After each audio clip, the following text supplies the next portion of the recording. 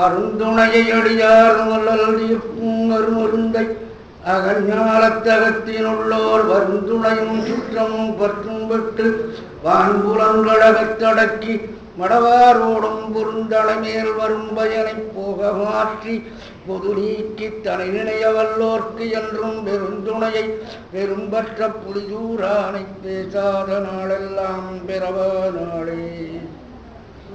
விழிக்கு துணை திருமென் மலர்பாதங்கள் மெய்மை குன்றா மொழிக்கு துணை முருகாயன் நாமங்கள் உண்டு செய்த வழிக்கு துணை அவன் பன்னிருதோளும் பயந்த தனி வழிக்கு துணை வடிவேலும் செங்கோடன் வயூரவுமே. நவையேறும் நெஞ்சினேன் நற்றமிழை கற்றே அவையேற வைத்தருளும் அண்ணல் சுவையேறும் செந்தமிழ் பன்னோல் விளக்கும் சீர் ஜெகநாத குரு அந்தளித்தாள் செல்லிக்கு அணி.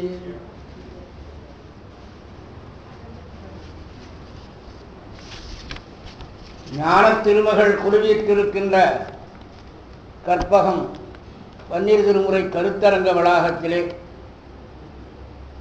அற்புதமான செந்நெறி சொற்பொழிவுகளை இடையறாமல் நடத்தி எல்லாருடைய இதயத்திலேயும் குடிபுகுந்திருக்கின்ற தாளாளர் அவர்களுக்கும் அவர்களுடைய வழிகாட்டுதலின் மூலம் சைவ சித்தாந்தத்தின் பெருமைகளை அறிந்து தோத்திரமும் சாத்திரமாகிய இரு எண்களை பிடிப்ப மலர்த்தி கொண்டிருக்கின்ற பேரருளாளர்களாகிய உங்கள் அனைவருக்கும் என்னுடைய அன்பார்ந்த நன்றி கலந்த வணக்கங்களை தெரிவித்துக் கொள்கிறேன்.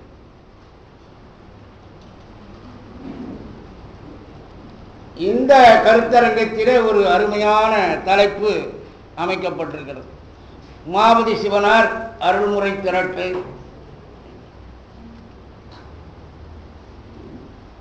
சமயாச்சாரிய பரம்பரை தோன்றி வளர்ந்த பிறகு சந்தானாச்சாரிய பரம்பரை விளங்கியது.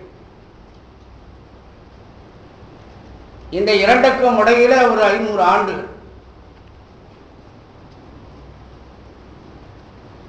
இது 14ஆம் நூற்றாண்டு சந்தானாச்சாரிய பரம்பரை என்று சொன்னால் 9ஆம் நூற்றாண்டோடு சுந்தரர் சமயாச்சாரிய பரம்பரை முடிகிறது. இரண்டுக்கும் இடையே இருக்கின்ற இடைவெளியை நமக்கு ஞாபகப்படுத்துவதுதான் உமாபதி சிவனார் அருள்முறை திரட்டு.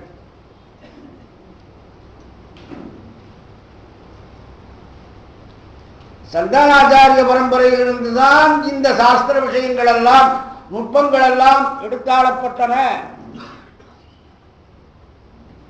அப்படி நினையாமல் சமயாச்சாரிய பரம்பரையைச் சேர்ந்த திருமுறைவாணர்கள் அந்த திருமுறைகளிலிருந்து இந்த சைவ சித்தாந்த சாஸ்திர கருத்துக்கள் உறுதி பெற்று எழுந்து நிற்கின்றன என்பதை காட்ட வேண்டும் என்று உமாபதி சிவனார் நினைத்தார்.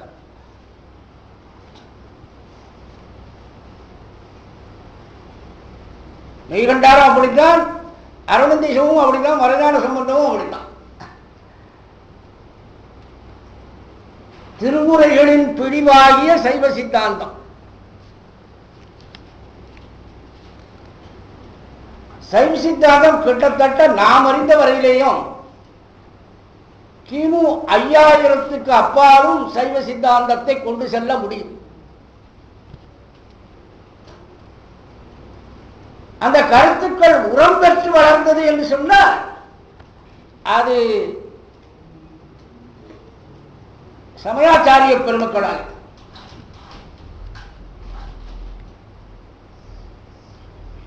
அதனால் ஏற்பட்ட பெரு விளக்கத்தை தான் சித்தாந்த சாஸ்திரங்கள் நமக்கு எடுத்து காட்டுகின்றன. உமாபதி சிவாச்சாரியார் அதை நமக்கு ஞாபகப்படுத்த வேண்டும் என்று நினைத்தார். நாங்கள் எழுதுகிற இந்த சிவப்பிரகாசம், சிவஞான சித்தியார், சிவஞான போதம் என்கிற இந்த சாஸ்திர நூல்களுக்கெல்லாம் விளக்கம் தந்தது மூவர் தேவாரம். தேவாரத்திலிருந்துதான் இந்த சாஸ்திரங்களை நாங்கள் விளக்கி இருக்கிறோம். இதை நாம எழுதினால் அது அவ்வளவு பொருத்தமாகிறார். சந்தானாச்சாரிய பரம்பரையில் பின்னாலே எழுந்து சைவ மடங்களுக்கெல்லாம் மூல காரணமாக இருக்கக்கூடிய உமாபதி சிவாச்சாரியார் எழுதினால்தான் அது பொருத்தமாக இருக்கும். அதை நினைத்துத்தான் அருள்முறை திரட்டு என்ற ஒரு திரட்டை உமாபதி சிவனார் தொகுத்தார். எல்லாவற்றையும் மொத்தமாக சொல்லிவிடாமல் அதற்கு ஒரு கட்டுக்கோப்பாக ஒரு வரையறையை செய்து கொண்டார். ஆராய்ச்சி செய்கிற மாணவர்கள் இன்றைக்கு பார்க்கலாம், ஆராய்ச்சிக்கு அகப்படக்கூடிய அளவுக்கு ஒரு கட்டுப்பாட்டை ஒரு வரையறையை ஏற்படுத்திக் கொள்வார்கள். பிஹெச்டி பண்ணுவதற்காக என்னிடத்திலே ஒரு அன்பர் ஒருவர் வந்தார். அவருக்கு பயிற்றுகிற காலத்தில் நான் சொன்னேன், அவர் விளம்பரங்களில் தமிழ் என்று தலைப்பு கொடுத்திருக்கிறேன், இதை எப்படி எழுதலாம்னு கேட்டார். இப்படி எழுதினால் உங்களால் எந்த கட்டுப்பாட்டிலேயும் இந்த ஆராய்ச்சியை முடிக்க முடியாது. ஒரு காலகட்டத்தை வைத்து 5 ஆண்டுகள் என்று ஒரு காலகட்டத்தை வைத்துக் கொள்ளுங்கள். அதற்குள் நாளிதழ், மாத இதழ், வார இதழ் என்று ஒரு வரையறையை செய்து கொள்ளுங்கள். அந்த வரையறைக்குள்ளே வந்தால்தான் தெளிவாக இந்த தலைப்பிலே நீங்கள் ஆராய்ச்சி செய்ய முடியும் என்று அவர்களுக்கு எடுத்துக்காட்டி உடன் இருந்து அப்படி ஒரு ஆராய்ச்சியை குமுதம் பத்திரிகையை வைத்து 5 ஆண்டுகள் விளம்பரங்களில் தமிழ் என்ற ஒரு தலைப்பில் ஆராய்ச்சி செய்வதாக இதை அமைத்துக் கொள்ளுங்கள் என்று அப்படி சொல்லி, காரணம் என்ன, ஒரு கட்டுப்பாடும் வரையறையும் வேண்டும். மூவர் தேவாரத்திலிருந்துதான் சைவ சித்தாந்த கருத்துக்கள் விளக்கம் பெற்றன. அவையெல்லாம் சந்தானாச்சாரிய பரம்பரையிலே சொல்லியிருக்கிறார்கள் என்று சொன்னால் அவர்களுக்கு கிடைத்த சைவ சித்தாந்த குறிப்புகள் கிமு 5000 வரையிலேயும் இருக்கிறது. அந்த குறிப்புகளை விளக்கம் செய்து கொடுத்தவர்கள் மூவர் முதலிகள். அந்த விளக்கம் செய்து கொடுத்தவர்கள் அவர்கள்தான் என்பதை எடுத்து காட்ட வேண்டும் என்று உமாபதி சிவாச்சாரியார் நினைத்தார். அதை எப்படி சொல்லலாம் என்று பார்க்கிற பொழுது, தான் எழுதிய திருவருட்பயன் என்கின்ற சாஸ்திர நூலை அடிப்படையாக வைத்து 10 தலைப்புகளிலே அதற்கு உதவிய மூவர் தேவார குறிப்புகளை நமக்கு உதாரணமாக சிலவற்றை கொண்டு காண்பித்தார். 99 முடிந்து போகக்கூடியது அல்ல, எல்லா பாடல்களிலேயும் நிறைய இருக்கின்றன. அவர்கள் வழிகாட்டியாக இருந்து இதை செய்து காண்பித்த காரணத்தினாலே பின்னுள்ளவர்கள் மற்ற பாடல்களிலிருந்து உயிரை பற்றியும் பாசத்தை பற்றியும் வீடுபேட்டை பற்றியும் இவற்றுக்கெல்லாம் மூல காரணமாக விளங்குகின்ற முதல்வனை பற்றியும் உரிய சைவ சித்தாந்த சாஸ்திர கருத்துக்களை தொகுத்துக் கொள்ளட்டும் என்று அவர்கள் வழிகாட்டினார்கள். அந்த வழிகாட்டுதலை தொட்டுத்தான் பின்னாலே அகத்தியர் தேவார திரட்டு என்று ஒன்று வந்தது. அது திருநீறு, உருத்திராக்கம், 5 எழுத்து என்று இப்படி எல்லாம் தலைப்புகளை கொடுத்து இவற்றை பற்றி எல்லாம் மூவர் தேவாரம் நமக்கு என்ன சொல்லுகிறது என்பதை எடுத்து காண்பித்தது. இப்படிப்பட்ட பின்னூல்கள் வெளிவருவதற்கு காரணமாக இருந்தது அருள்முறை திரட்டாகிய உமாபதி சிவனாருடைய முதல் திரட்டு தான்.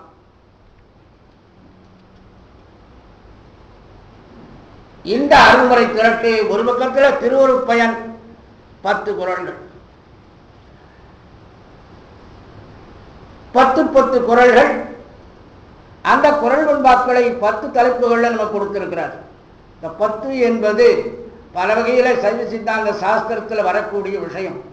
தசக்கிரமம் என்று ஒன்று சொல்வார்கள், தசகாரியம் என்று ஒன்று சொல்வார்கள். இதெல்லாம் 10 என்கிற கட்டளையிலே வைத்து சைவ சித்தாந்தத்தை நமக்கு தெளிவிக்கிற பகுதி தான். தத்துவ பிரகாசம், துகளறுபூதம், பின்னால் வந்த நூல்களில் எல்லாம் தசக்கிரமத்தை பார்க்கலாம்.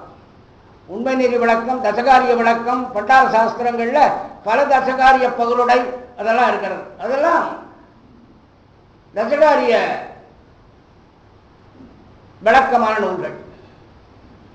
அதுபோல திருவருட்பயன் 10 தலைப்புகளை எடுத்துக்கொண்டு விட்டது. ஒவ்வொரு தலைப்பிலேயும் 10 குறள்கள் நாம் பார்க்கிறோம். இன்றைக்கு நம்முடைய பகுதியாக இருக்கிறது இதுல 13 நிலை என்கின்ற முதல் தலைப்பு. இந்த முதல் தலைப்பை ஒரு பக்கத்தில் திருவருட்பயன் 10 குறள்களையும் வைத்து பார்க்கலாம். அந்த பகுதியில் திருக்குறள் இருக்கிற கடவுள் வாழ்த்து 10 குறள்களையும் எடுத்து வைத்தும் பார்த்துக் கொள்ளலாம். இதே 13 நிலை தான் அதுவும்.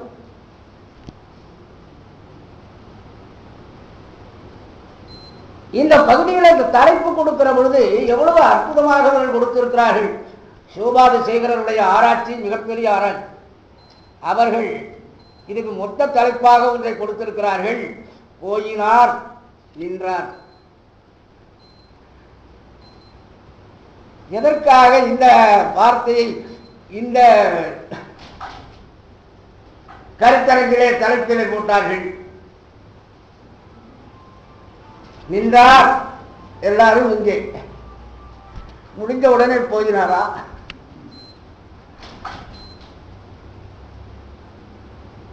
புறம்பயம் நம்மூர் என்று போயினாரே என்று ஒரு பாடல் திருப்புறம்பயம் தேவாரம். அதை எடுத்து பயன்படுத்தி போயினார் என்பதை சொன்னார்கள்.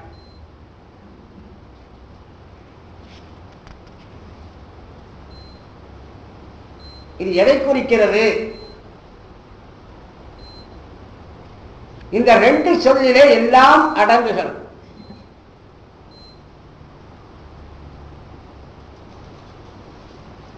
நின்றார் என்றால் எங்கும் எல்லாவற்றிலும் நின்றார்.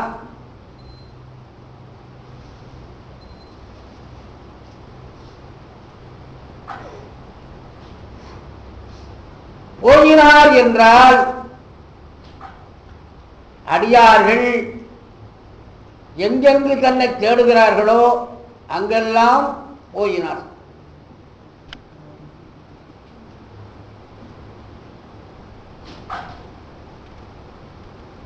இன்னொரு வகையிலேயே அதை சொல்லலாம். உலகத்தில் இருக்கின்ற உயிரற்ற பொருள்களிலேயும் உயிர் பொருள்களிலேயும் போயினார்.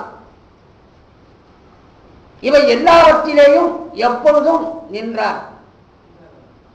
இறைவனுடைய தத்துவத்தை சொல்லுவதற்கு இந்த 2 சொல்லும் மிக அருமையாக பயன்படக்கூடிய சொற்கள். அதனாலேதான் தலைப்பு இறைவனை பற்றியும் உயிரை பற்றியும் பாசத்தை பற்றியும் இப்படியெல்லாம் சொல்லுவதாயிருந்தாலும் எல்லாம் முதலும் முடியுமாகி இறைவனை நோக்கியே செல்லுகிறதாகினாலே இறைவனை பற்றி சொல்லுவதற்கு விளக்கமான 2 சொற்களை போயினார் நின்றார் என்பதை இங்கே தலைப்பாக இந்த கருத்தரங்கத்துக்கு அமைத்துக் கொண்டிருக்கிறார்கள். எல்லாரும் அவரவருடைய அந்த பகுதியை தொடுகிற பொழுதெல்லாம் இந்த போயினாரையும் தொட முடியும், நின்றாரையும் தொட முடியும். அவ்வளவு அழகாக இந்த வார்த்தை ரொம்ப பொருத்தமாக அமைந்தது. இதை விட இன்றைய தலைப்பில் ஒன்றை கொள்கிறார். எல்லாம் பண்ணிய கண்ணுதல் பரமர் என்று ஒரு தலைப்பை தேர்ந்தெடுத்திருக்கிறார். எல்லாம் பண்ணிய கண்ணுதல் பரமர். எனக்கே ஆச்சரியம், இவர்களுக்கு என்று இப்படி தோன்றுகிறது. இது இவர்களுக்கு தோன்றவில்லை, உள்ளின்றி எம்பெருமான் உணர்த்திக் கொண்டே இருக்கிறான். அதுதான் காரணம். மற்றவர்களிடத்திலே மறைந்து நிற்கிற பெருமான் அவர்களிடத்திலே சாட்சாத்காரமாக இருக்கிறான். அதனாலே இதை எழுதிவிடுங்கள். எல்லாம் பண்ணிய கண்ணுதல் பரமர். எல்லாம் என்பதில் எதையெல்லாம் சொல்லலாம்? உலகத்தை பண்ணினார், தத்துவங்களை நமக்கு பண்ணி கொடுத்தார்,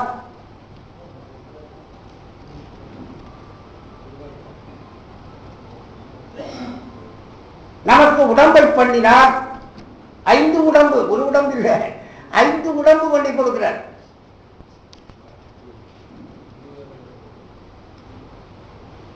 நாம் இந்த உலகத்திலே வாழ்வதற்கேற்ற இன்ப பொருள்களை எல்லாம் பண்ணி கொடுக்கிறார்.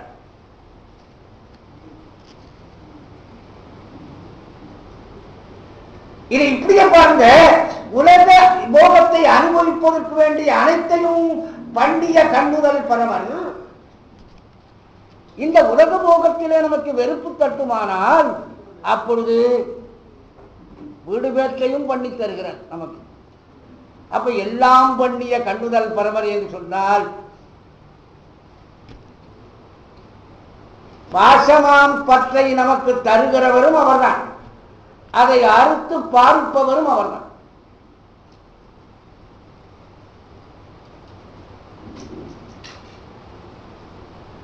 இன்னும் சொல்ல போனால் உயிருக்கு மூல கண்மம் என்பது ஒன்றுதான் அறிந்தோ அறியாமலோ முதலில் பற்றி நின்றது.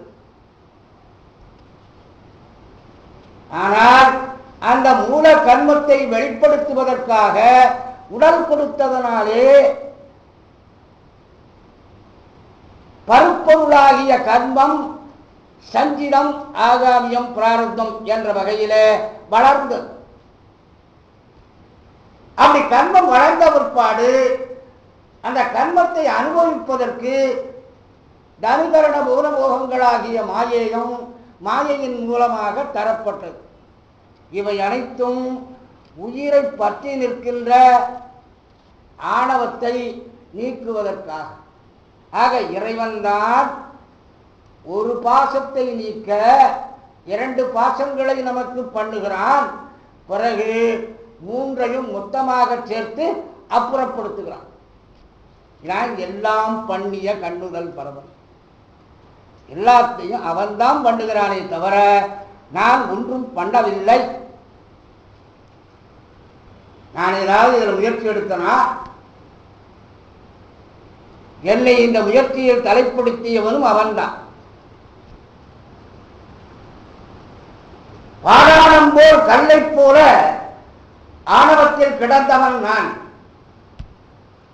என்னுடைய அறிவீச்சை செயல்களை தன்னுடைய அறிவிச்சை செயல்களால் விளக்கமுறச் செய்தவன் அவன். எனக்கு எந்த செயலும் இல்லை. நான் பக்குவப்படுகிற காலத்திலே பார்த்து அவன் என்ன செய்தான்? ஆச்சாரியனாக எழுந்தருளி வந்து தீக்கை முறைகளினாலே என்னுடைய பாசங்களை போக்கினான்.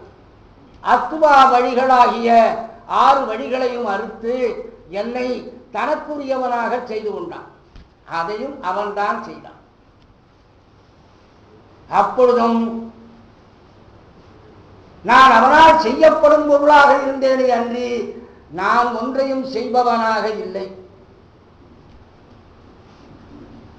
இந்த உலக இன்பங்களை அனுபவிப்பதற்கும் எனக்கு அவன்தான் காரணம், அவனை அனுபவிப்பதற்கும் அவன்தான் காரணம். இதைத்தான் அந்த பாசுரத்தில் சொன்னார், எல்லாம் பண்ணிய கண்ணுதல் பரவல். எல்லாத்தையும் அவர்தானே பண்ணினாரே தவிர நான் ஒன்றும் செய்யவில்லை. இதுதானே மாணிக்கவாசக பெருமான் சொன்னார், தந்ததுன் தன்னை கொண்டது என் தன்னை சங்கரா ஆர்குலோ சதுரர் அந்த ஒன்றில்லா ஆனந்தம் பெற்றேன் யாது நீ பெற்றதொன்று என்பார். ரொம்ப அழகான பாடல் அது.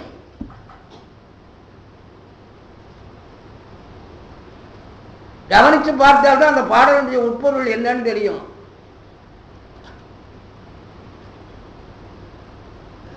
மனைவியும் கணவனும் வீட்டில் சண்டை போட்டுக் கொண்டிருந்தார்கள். தெருவில் ஒரு 3 பேர் நின்று கொண்டிருந்தார்கள். கணவன் ஓடி வந்து தெருவில் விழுந்தான். விழுந்த கணவன் சொன்னார், அங்க இருக்கிறவர்களை பார்த்து, என்னையா நடந்தார்? அவ என்ன அடிச்சா, என்ன அவ அடிச்சான்? 2 பேரும் சரியா ஒருத்தருக்கு ஒருத்தர் அடித்துக் கொண்டிருக்கிறார்கள் போல இருக்கிறது. இந்த 3 பேர்ல ஒருத்தர். அப்ப இன்னொருத்தர் சொன்னார், அவர் சொன்னதை கவனிச்சீங்களான்னார். அவ என்ன அடிச்சான்னு முதல்ல சொன்னார், அப்புறம் என்ன அவ அடிச்சான்னு சொன்னார். ஆக வாங்கினவர் தானே தவிர அவர் கொடுத்தவர் இல்லை. அவசரமா அவர் சொல்றத பார்த்த உடனே நமக்கு என்ன புரிஞ்சது? அவளும் இவரை அடிச்சிருக்காரு, இவரும் அவளை அடிச்சிருக்கிறார் என்பது போல நினைச்சிருந்தீங்க. இது ஒரு ஆக்ஷன் தான், 2 பேருக்கு இல்லை. தபையெல்லாம் பாதிப்பான், ஒரே ஆக்ஷன் தான். மத்தளம்னா 2 ஆக்ஷன், 2 பக்கத்துலையும் அடிக்கணும். இப்படி அடிச்சா ஒண்ணுதான். என்ன சொல்றார் மாணிக்க வாசகர்? நாங்க 2 பேரும் பரிவர்த்தனை பண்ணோம்னா சொல்றாரு. சிவபெருமானுக்கு எனக்கு ஒரு வியாபாரம் நடந்தது, அந்த வியாபாரத்துல யாருக்கு லாபம் யாருக்கு நஷ்டம் நீங்க கண்டுபிடிங்கன்னு சொல்றாரா? அறிவியல் ராபாண்டியர் திருக்குறள் வைத்துக் கொண்டாதையில் சொல்லும்போது சொல்வார், சிந்தனை உனக்கு தந்தேன், திருவருள் எனக்கு தந்தாய். வந்தனை உனக்கு தந்தேன், மலரடி எனக்கு தந்தாய். அது பரிவர்த்தனை. அவர் பரிவர்த்தனையை சொல்றார். நான் என்னுடைய சிந்தனையை உனக்கு தந்தேன், திருவருளை எனக்கு தந்தாய். என்னுடைய வழிபாட்டை உனக்கு செய்தேன், நீ உன்னுடைய திருவடியை எனக்கு கொடுத்தாய்.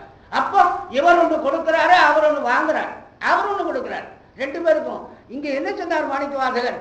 தந்தது உன் தன்னை, உன்னை கொடுத்தாய். நான் என்னை கொடுத்தேனா? நான் கொடுக்கல, கொண்டது என் தன்னை, நீ எடுத்துக்கொண்டு விட்டாய் என்னை. கவனிச்சு பார்த்தாலும் அந்த பாட்டில் இருக்கிற அடியும் தெரியும். நாங்க ரெண்டு பேரும் வியாபாரம் பண்ணல, அவர் தான் கொடுத்தாரு, எடுத்துக்கொண்டார். நீ எல்லாம் பண்ணிய கண்டுதல் பரமர் என்று எங்கிருந்து வந்திருக்கோம்? நான் என்ன பண்ணினேன்? நான் ஒன்றும் பண்ணல. ஏன்? அவன் தான் பெரியவன், அவன் தான் எல்லாம் பண்ணக்கூடியவன். எனக்கு பண்ணுவதற்கு ஏது அதிகாரம்? என்னதோ இங்கு அதிகாரம். பண்ணக்கூடியதற்கு வேண்டிய கருவிகள் எனக்கு சொந்தம் இல்லை. என்னால் அந்த கருவிகளை உண்டாக்க முடியாது. பண்ணக்கூடிய அறிவியற்றை செயல்கள் எனக்கு இல்லை. என்னுடைய அறிவிச்சை செயல்கள் முடங்கி போய் கிடக்கிறது. அதை தன்னுடைய அறிவிச்சை செயல்களால் அவன் தான் தூண்டியாகணும். அப்புறம் தான் எனக்கே அறிவிச்சை செயல்கள் உண்டு என்பதை நான் தெரிஞ்சுக்கிறேன். சின்ன அழகான ஒரு வார்த்தை. அத்தனை சாஸ்திர நுட்பங்களையும் எல்லாம் பண்ணிய கண்ணுதல் பரவர் என்பதில் கொண்டு வந்தோம். அதுதான் இறைவனுடைய அளப்பர் மாற்றம். அதைத்தான் என் குணம் என்று. அதனால் சைவ சித்தாந்தத்திலேயும் சிவத்திலேயும் மற்றவர்களெல்லாம் மயங்கி விழுந்து விடுகிறார்கள். பல சமயங்கள் கூட நாம் நினைக்கிறோமே தவிர அந்த சமயங்களும் கூட தன்னை மறந்து சிவபெருமானை போற்றுகின்றனர் ஒவ்வொரு இடத்துல.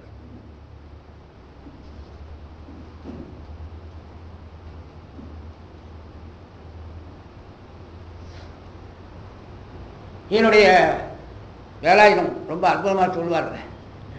சிவபெருமானை ஆழ்வார் எப்படி சொல்றார், நம்ம ஆழ்வார் எப்படி சொல்றார் சொல்லுங்க. ஒருவன் என்று ஏற்ற நின்ற ஒளிமொழி சடையன் என்போ. வைஷ்ணவ நூல் இல்லையா?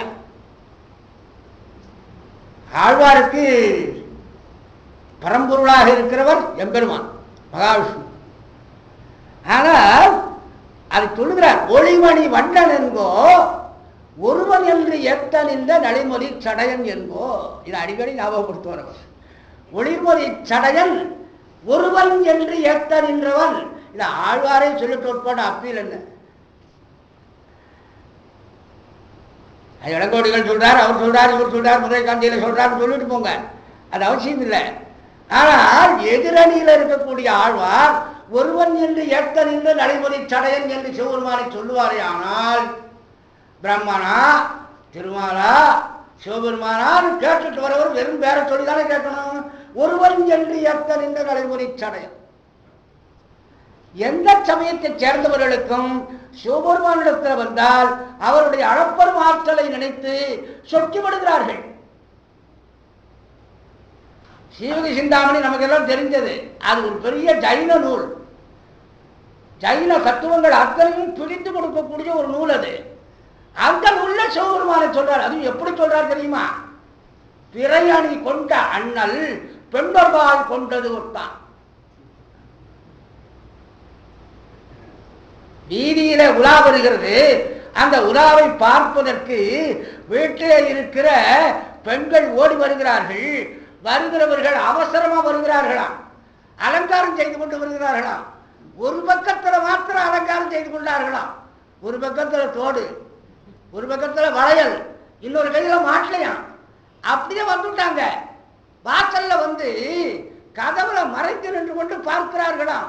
பாதி உடம்பு அலங்காரம் பண்ணியிருக்கு, பாதி உடம்பு அலங்காரம் இல்லாம இருக்கு. அலங்காரம் இல்லாதது ஆணுடல் என்று நினைச்சுங்க. யார்? திருத்தகதேவர் சொல்றார். அலங்காரம் பண்ணினதுதான் பெண்ணுக்குரிய அலங்காரம் எல்லாம் இருக்கு. தோளும் துகிலும் குடையும் சுருள் தோடும் பால் வண்ண நீரும் பசுஞ்சார்ந்தும் சூலமும் தொக்க வளையமுடை தொன்மை கோலமை நோக்கி சொன்னார் இல்லையா மாணிக்கவாசகர். அதை சொல்றார் அவர். பிறையணி கொண்ட அண்ணல் பெண் ஒரு பால் கொண்டது ஒட்டார். எவ்வளவு நுட்பமா அர்த்தநாரீஸ்வர மூர்த்தத்தை படித்தா இந்த ஜைனர் இவ்வளவு அழகா இதை சொல்லுவார். இதுதான் சைவத்தினுடைய சிறப்பு. ஏன் அவன் எல்லாம் பண்ணிய கண்ணுதல் பரமன்.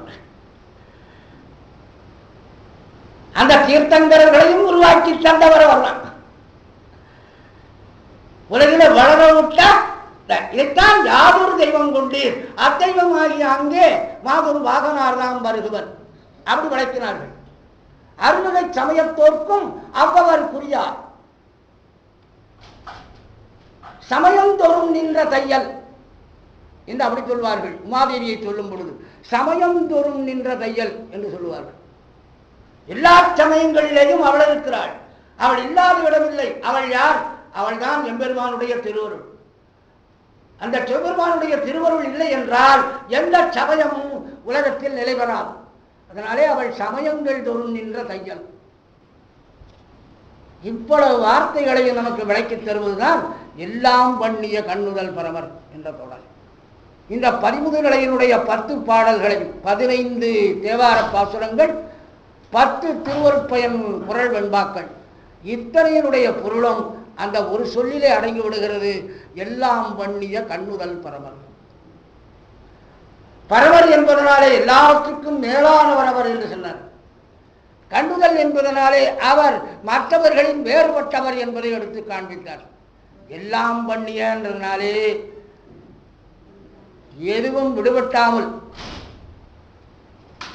எல்லாம் என்பது முழுது என்ற பொருள். முழுது என் கிளவி எஞ்சா பொருட்டு எதுவும் குறைவுபடாமல், ஒன்றை கூட விட்டுவிடாமல் மொத்தமாக சொல்லுகிற வார்த்தை எல்லாம் என்பது. அதுக்கு மேல இருக்கிற வார்த்தை பாருங்க, பண்ணிய. பண்ணியன்றதுக்கும் செய்தன்றதுக்கும் நிறைய வேறுபாடு.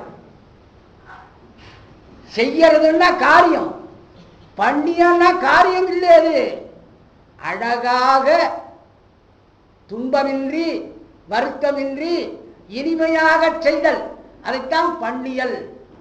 பன்னுறுத்தல் என்றால் அலங்கரித்துக் கொள்ளுதல் என்று அர்த்தம். பண்ணியன்னா அழகாக செய்தல், துன்பமில்லாமல் செய்தல், விளையாட்டாக செய்து விடுதல், ரொம்ப சுலபமாக செய்யறது, அதைத்தான் பண்ணிய.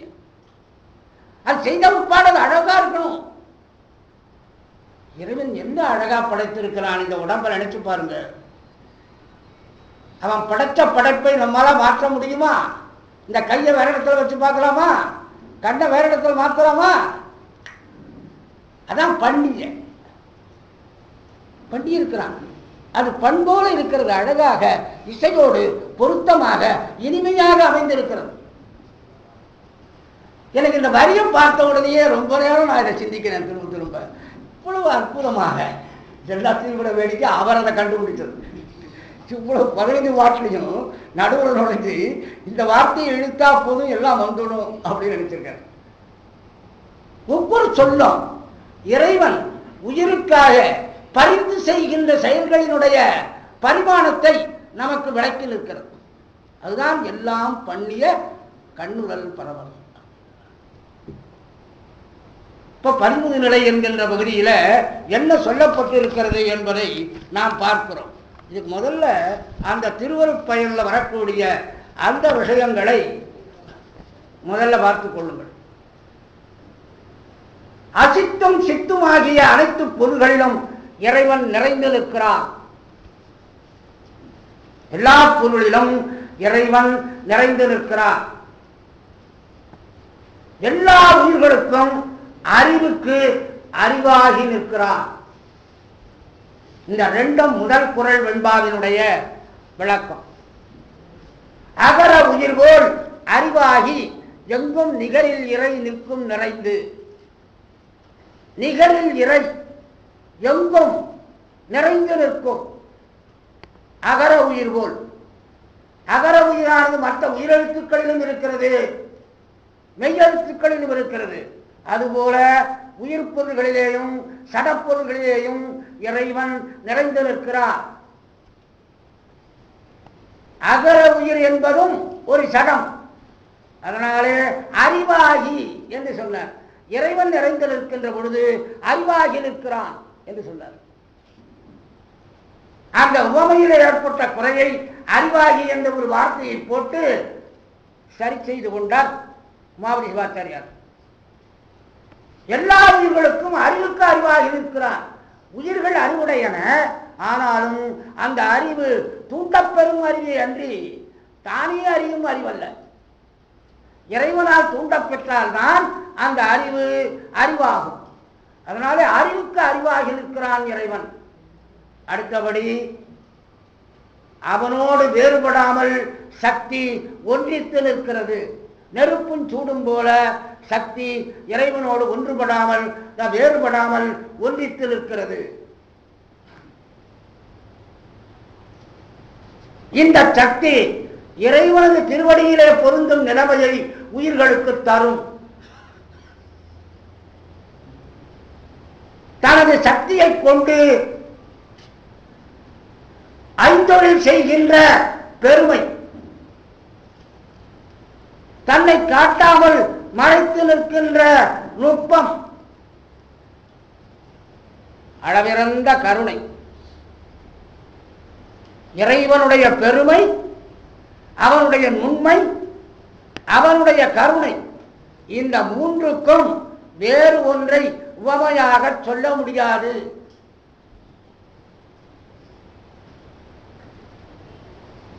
அவன் பெருதற்கு அருமையானவன். படைத்து காத்து அனைத்தும் ஒருங்க அழித்தும் மூன்று காரியங்களை செய்தும் உயிருக்கு உயிரான பற்றுக்கோடாக அவன் இருக்கிறான். ஆக்கி எவையும் அழித்து ஆசுடன் அடங்க போக்கும். இது மூணையும் சொல்றதுனாலே மூன்றுமே அவன் உயிர்களுக்கு கருணையால் செய்யும் காரியம் என்பதை அங்கே புலப்படுத்தினார். அவனுக்கு அருவம் உண்டு, உருவம் உண்டு, அருவுருவம் உண்டு. இந்த மூன்றும் அவனுக்கு உண்டு. நன்றாக கவனிச்சா அது ஒரு உண்மை உணவும். அருவம் உண்டு, உருவம் உண்டு, அருவுருவம் உண்டுன்னு சொன்னா இந்த மூன்றையும் பெற்றிருக்கின்ற அவன் இந்த மூன்றுக்கும் அப்பாற்பட்டவன். அவனுடைய சொரூபம் என்ன? அருவமும் இல்லை, உருவமும் இல்லை, அருவுருவமும் இல்லை. இந்த மூன்றும் அவனுக்கு உண்டு. அவன் யார்? இந்த மூன்றுக்கும் அப்பாற்பட்டவன். வேண்டுமானால் அருவுருவமாகவும் வருகிறான், அருவமாகவும் இருக்கிறான், உருவமாகவும் வருகிறான். எல்லாம் முடியும் என்றதனாலே அவன் அளப்பெரும் ஆற்றல் உடையவன். அவனால் இதெல்லாம் முடியாதுன்னு சொன்னா அவனுக்கு சுதந்திரம் இல்லை, அளப்பெரும் ஆற்றல் இல்லை என்று ஆகிடும். ஆகவே கடவுள் உருவமா வர முடியலன்னு சொன்னா அவனை கட்டுப்படுத்துகிறது அவனுக்கு மேல ஒண்ணு. அப்ப அது சுதந்திரம் இல்லை என்றாகும்.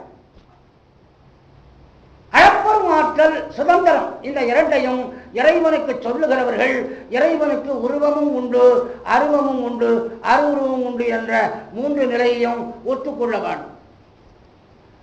ஒரு அழுத்தமான ஒரு கட்டுக்கோப்பாக அந்த சாஸ்திரத்தினுடைய அடிப்படையை அமைத்துக் கொண்டிருக்கிறார் என்று பாருங்கள். அதுக்கு மேல தனக்கு மேலாக ஒருவருடன் இல்லாத தனி முதல் அவன்.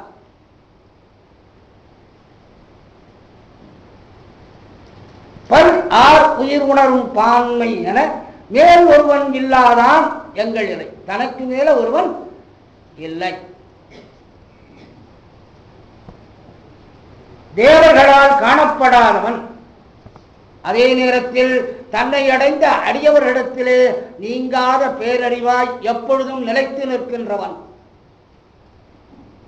தேவர்கள் வந்து வழிபட்டால் போயினார், அடியார்கள் வந்து வழிபட்டால் நின்றார், அவ்வளவுதான். ஏன் தேவர்களுக்கு அவன் அகப்படாதவனாக இருக்கிறான்? தேவர்கள் தம்மை பெருமைப்படுத்திக் கொள்ள நினைக்கிறார்கள், அடியார்கள் இறைவனை பெருமைப்படுத்தி நினைக்கிறார்கள். தன்னையே நினைத்துக் கொண்டிருக்கிற தேவர்களுக்கு அவன் அகப்படுவதில்லை. இறைவனாகிய தன்னையே நினைத்துக் கொண்ட அடியார்களுக்கு ஓடோடி வருகிறான். சடப்பொருள் சித்துப்பொருள் என்று எல்லா பொருள்களிலேயும் நெருப்பை சார்ந்த நீர் போல உள்ளே உறைந்து கிடக்கிறவன் அவன். நெருப்பை சார்ந்த நீரை காணுதல் அரிது. ஆனால் அந்த நீர் நெருப்புக்குள்ளேதான் இருக்கிறது என்பது நிச்சயம். அதுபோல உயிர் பொருள் உயிரல் பொருள் எல்லாவற்றிலேயும் சார்ந்து நிற்கின்ற இறைவனை காணுதல் அரிது. ஆனால் எல்லாவற்றிலேயும் அவன் இருக்கிறான் என்பது உண்மை. அவன் தன்னடைந்தார்க்கு நல்லன், அடையாதவர்களுக்கு நலமிலன். இது ஒரு பெரிய ஆராய்ச்சிக்குரிய விஷயம். நலமிலன் நன்னார்க்கு, நன்னினர்க்கு நல்லன். இதுவரையிலும் சரிதான். தன்னை அடையாதவர்களுக்கு அவன் நன்மையாக இல்லை, தன்னை நன்னினவர்களுக்கு அவன் நன்மையாக இருக்கிறான். அடுத்த வார்த்தையிலே நன்கறிகிறது, அவனுக்கு சில பேரிடத்துல பிரியம் இருக்கிறது, சில பேரிடத்துல வெறுப்பு இருக்கிறது என்று புரிகிறது. ஆனால் அடுத்த வரியில என்ன சொன்னார்? சலமிலன், அவனுக்கு விருப்பு வெறுப்பு கிடையாது. முதல் வரியில விருப்பு வெறுப்பு உள்ளது போலத்தானே சொல்லி இருக்கிறீர்கள். இரண்டாவது வரியில சலமிலன்னா உள்ள வஞ்சனை இல்லை, விருப்பு வெறுப்பு இல்லை என்று சொல்லுகிறீர்களே, எப்படி இருக்கும்? ஏன் அவனுக்கு விருப்பு வெறுப்பு இல்லைன்னு கேட்டான். அவன் பேர் சங்கரன். சங்கரன்னா இன்பத்தை செய்பவன். அப்ப எல்லாருக்கும் அவன் இன்பத்தைத்தான் செய்ய வேண்டும். அப்படி சொன்னால் அவனுக்கு வேண்டியவர் யார், வேண்டாதவர் யார்? அப்ப நீங்க முதல் வரியில சொன்னது தப்பா போயிடுமே. நலமிலன் நன்னார்க்கு, நன்னினர்க்கு நல்ல. ரொம்ப ஜாக்கிரதையா சொல்லியிருக்கார். அவன் தன்னை நன்னாதவர்களுக்கு தீமை செய்வான்னு சொல்லல, நன்னினவர்களுக்கு நன்மை செய்வான்னு சொல்லல. சொல்லிருக்கா பாட்டிலேன்னு பாருங்க. நலம் இளன் நன்னார்க்கு, தன்னை நணுகாதவர்களுக்கு நன்மை இல்லாதவனாக இருக்கிறான். தன்னை நண்டினவர்களுக்கு நன்மை உள்ளவனாக இருக்கிறான். அது அவர்களுடைய பாவனையை தவிர இவனுடைய பாவனை இல்லை. சூரியனுக்கு முன்னால ரவை காய்கிறது, புழு சாகிறது இல்லையா? புழுவுக்கு சூரியன் நலமிலன், ரவைக்கு சூரியன் நல்லன். அப்படின்னா என்ன அர்த்தம்? சூரியனுக்கு புழுவின் பேர்ல வெறுப்போ அல்லது ரவையின் பேர்ல மகிழ்ச்சியோ உண்டா? கிடையாது. அதுதான் சொன்னார். நலமிலன் நன்னார்க்கு, நன்னினர்க்கு நல்ல. பார்க்கிறவன் மனசு சுத்தமாக இருந்தா இறைவன் அங்கே தோன்றி விடுகிறான். பார்ப்பவன் மனசுல அழுக்கு இருந்ததுன்னா இறைவன் அங்கே தோன்றுவதில்லை. இந்த அழுக்க துடைக்கணும். கண்ணாடியில் இருக்கிற அழுக்க துடைக்காம மூஞ்சி நல்லா இல்லைன்னு சொல்லலாமா? கண்ணாடியில் இருக்கிற அழுக்க துடைச்சாதான் மூஞ்சி நல்லா இருக்கும். அதுபோல இறைவன் எதிரிலே நன்னார் நலம் இல்லாமல் இருக்கிறார்கள். இறைவன் எதிரிலே நன்னினவர் நலம் உள்ளவர்களாக இருக்கிறார்கள். இதனால இவனுக்கு ஒரு விருப்பம் இருப்போ கிடையாது. ரொம்ப ஆழமான சாஸ்திர விஷயம்ன்றது அதான். ஒரு பாட்டை படித்த உடனே சிவபெருமான் சில பேருக்கு நல்லவராக இருக்கிறார், சில பேருக்கு கெட்டவராக இருக்கிறார். சில பேர் சிவபெருமானை நல்லவராக காண்கிறார்கள், சில பேர் சிவபெருமானை தனக்கு தீமை செய்பவராக காண்கிறார்கள். இவருடைய பார்வையில வித்தியாசமே தவிர அவர் அப்படியே தான் இருக்கிறார். இதைத்தான் அங்க சொன்னார். அடுத்தபடி கடைசியாக நமக்கு ஒரு வார்த்தையை சொன்னார். ஒன்றும் நினையுங்கள், எல்லாரும் இறைவனை இடையறாமல் நினையுங்கள். அதான திருக்குறள் மலர்மிசை ஏகினான் மானடி சேர்ந்தான். சேர்ந்தா பரிமையாளர்கள் என்ன உரை எழுதியிருக்கிறான் பாருங்க. இடையறாது நினைத்தல், சேர்தல் இடையறாது நினைத்தல் என்று உரை எழுதியிருப்பார். இதுதான் இந்த கடைசி குறள் சொல்லுகிறது. உன்னும் நினையுங்கள், உளது இறைவன் என்ற பொருள் உள்ளது, சத்தியம், அதுல சந்தேகம் இல்லை. ஐயம் எனது பல பேருக்கு சந்தேகம் வரும். அதுக்காக அடுத்த வார்த்தை ஐயம் இலது. அது இருக்குன்னு சொல்றீங்களா? எங்க இருக்கு?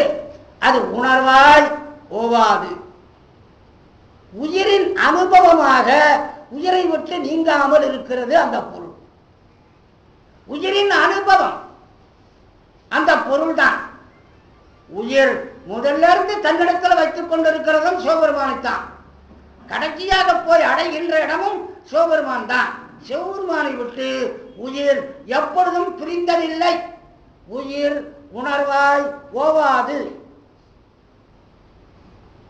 அப்ப நீ என்றும் சிவனோடு தான் இருக்கிறாய். ஆனால் நீ சிவனோடு இருக்கிறாய் என்பதை தெரிந்து கொண்டாயான்னு பார்த்தா இல்லை. என்ன சிவனோட இருக்கிறேன்னா இவ்வளவு தப்பு செய்வோமா? நாம அவன் எங்கேயோ இருக்கான்னு நினச்சிக்கிட்டே செய்கிறோம். நம்மோட அவன் இருக்கிறான் என்றால் நாம் எப்படி ஜாக்கிரதையா இருப்போம்? உள்ள ஒரு ஆள் இருந்து கொண்டே இருக்கிறான் என்பது நமக்கு தெரியலை. அதனால தான் அவன் சாட்சியா இருந்து பார்த்து கொண்டிருக்கிறான். நீ எப்படி இருக்கு? ஒருவேளை என்றைக்காவது ஒரு நாள் உனக்கு தன்னுடைய இருப்பு தெரிந்து போகுமானால் அப்பொழுது நீ ஜாக்கிரதையாகி விடுகிறாய் அல்லவா? நன்மையை தவிர வேற எதையுமே செய்ய மாட்டாய். நல்லதை தவிர வேற எதையும் சிந்திக்க மாட்டாய். நல்லதை தவிர வேற எதையும் பேச மாட்டாய். உன்னுடைய மனமொழி மெய்கள் என்றைக்கு தூயதாகிறதோ அன்றைக்கு நீ தன்னை தெரிந்து கொண்டு விட்டாய் என்று இறைவன் நினைக்கிறான். தான் கூட இருக்கிறதை இவன் தெரிந்து கொண்டு விட்டான்.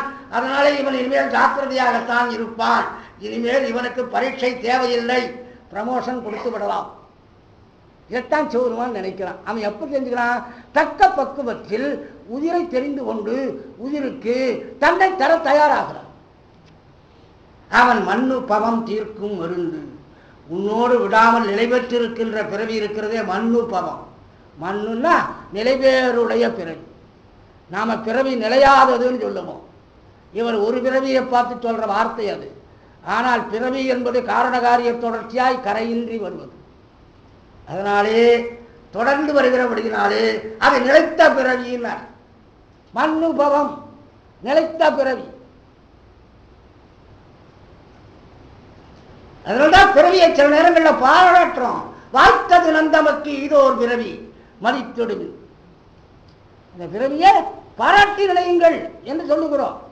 தொடர்ச்சியா வருகிற பிறவியில இந்த பிறவி நமக்கு பயனளிக்கக்கூடிய பிறவியாக ஆகிவிட்டது. ஞானசம்பந்தர் பல பிறவிகள் எடுத்தார். இந்த பிறவியிலே ஞானசம்பந்தராக வருந்தது என்னாகிறது? திருந்தடி மரப்பில்லாத அவரை மையம் செய்து மன்னடை பிறக்குமாறு இறைவன் காட்டினான். இந்த பிறந்த பிறவியில அவருக்கு இறைவனோடு இரண்டரை ஒன்றுகின்ற வீடு கிடைத்து விட்டது. எந்த பிறவியில் அது கிடைக்கும் என்று தெரியாது. ஒருவேளை இந்த பிறவியிலேயே உங்களுக்கு கிடைக்கலாம் நிச்சயமாக. இதை உறுதிப்படுத்தி சொல்லுகிறார், கையறிந்து பேசுகிறார் உமாபதி சிவாச்சாரியார். இந்த ஆராய்ச்சி இந்த 10 குறள் வெண்பாக்கள்ல உன்னும் நீங்கள் இறைவனை நினையுங்கள் உளது இறைவன் என்கின்ற பொருள் உள்ளது ஐயம் இலது. நான் சொல்லுகிற இதில் சந்தேகப்பட வேண்டாம். சந்தேகம் இல்லாமல் இறைவன் ஒருவன் இருக்கிறான். அது உணர்வாய் ஒழியாது. உயிருக்கு உணர்வாக எப்பொழுதும் உயிரை விட்டு நீங்காமல் அந்த இறைப்பொருள் இருந்து கொண்டிருக்கிறது. அந்த இறைப்பொருள் சாமான்யமான பொருள் அல்ல. மண்ணு பவம் தீர்க்கும் மருந்து. நிலை பெற்ற பிறவி என்கின்ற ஒரு நோயை, இது வந்தா போகாது. இந்த நோய் மற்ற நோயெல்லாம் வரும் போகும். இந்த நோய் வந்துட்டா திரும்ப போகாது. ரொம்ப கஷ்டம். நம்ம தொழுநோய் என்று ஒன்று சொல்லுவோம். அது என்ன தொழுநோய்னா மற்ற நோய்கள் எல்லாம் அதை தொழுகிறலாம். அப்பா நீ பெரிய ஆளு. நாங்கள்லாம் ஏதோ வருவோம், 2 மாத்திரையை போட்டால் சரியாக போடுவோம், திரும்பி சரியாகும், போயிடுவோம், வருவோம் போவோம். ஆனா நீ வந்துட்டீன்னா அந்த ஆளை கடைசி வரலும் புடிச்செடுத்துடுற. அதனால மற்ற நோய்கள் எல்லாம் தொழுகிறாரு. தொழு நோய் அப்படின்னா அதே வேறொரு பொருளை சொன்னது. தொழு என்றால் மாட்டு தொழுவை போல இருக்கிற நோய். மாட்டு தொழுகிற அந்த மண் பூசி இருப்பார்கள் தரையில. அது வந்து சிறுநீர் பெய்கிற இடத்துல என்ன ஆகும்னா குழி விழுந்துடும்.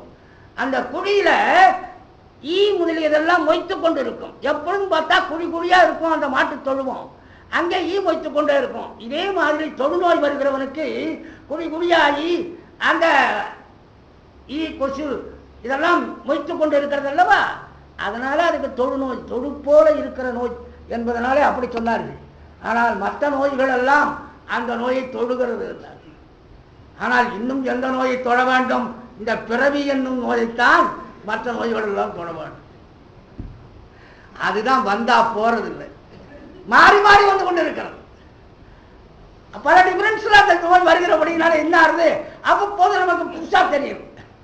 இப்பொழுது மனிதனா பிறக்கிறோம், அடுத்தபடி தேவரடா பிறக்கிறோம், அடுத்தபடி ஒரு மிருகமா பிறக்கிறோம். அடிக்கடி ரயில மாற்றி விடுறோம், வடிவங்கள் மாறி போகிறது. அதனால அது இன்னும் புதுமையா இருக்கிற மாதிரி, அதுதான் முதல்ல வந்த மாதிரி நமக்கு தெரியும். ஆனால் இது தொடர்ச்சியின் ஒரு கால், அப்படித்தான் நினைக்கணும். மண்ணு பவம் ஒரு வார்த்தை, நிலை பெற்ற பிறவி என்னும் நோயை தீர்க்கும் மருந்து. இவ்வளவு விஷயத்தையும் நீங்கள் எங்கிருந்து திருக்குறள்ல எழுதினீர்கள்? இதெல்லாம் 15 தேவார பாசுரங்களிலிருந்து நான் எடுத்துக்கொண்டது.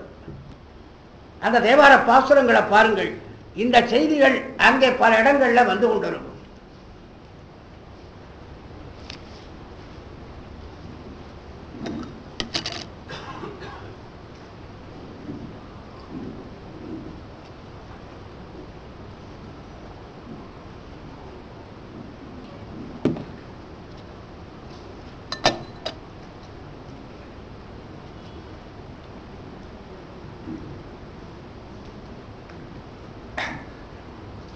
தோளுடைய செவியன் விடையேறி ஓர் தூவன் மதிசூடி, இதெல்லாம் எச்சங்கள் இல்லை, பெயர்கள். என்னடா அப்படி சொல்றதுன்னு எடுத்துறாருங்க. தோளுடைய செவியனாய் விடையிலே ஏறி ஒரு மதியை சூடிக்கொண்டு நல்லா அர்த்தம் பண்ணாதீங்க. தோளுடைய செவியன் அது ஒரு பெயர். விடையேறி ஓர் தூவன் மதிசூடி, காடுடைய சுடலைப்பொடி பூசியவன் என்பது அதுக்கு அர்த்தம். என் உள்ளங்கவர் கல்வன், ஏழுடைய மலரான் முனிநாள் பணிந்து ஏற்ற அருள் செய்த பூதுடைய பிரமாபுரம் ஏவிய பெம்மான். இவன் யார் என்று நீங்கள் கேட்கிறீர்களா? அது இவன் அன்று, இவன் அல்லவா பெம்மான். பெம்மான்னா எல்லாருக்கும் பெரியவன், அவனுக்கு மேல பெரியவன் இல்லை என்றால் தான் பெம்மான் என்று சொல்லலாம். பெருமான், இந்த பெருமானை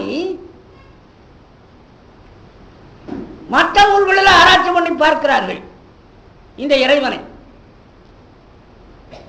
சமயாச்சாரிய பெருமக்கள் எதற்காக இந்த திருநாட்டிலே அவதாரம் செய்தார்கள் நினைச்சு பாருங்க.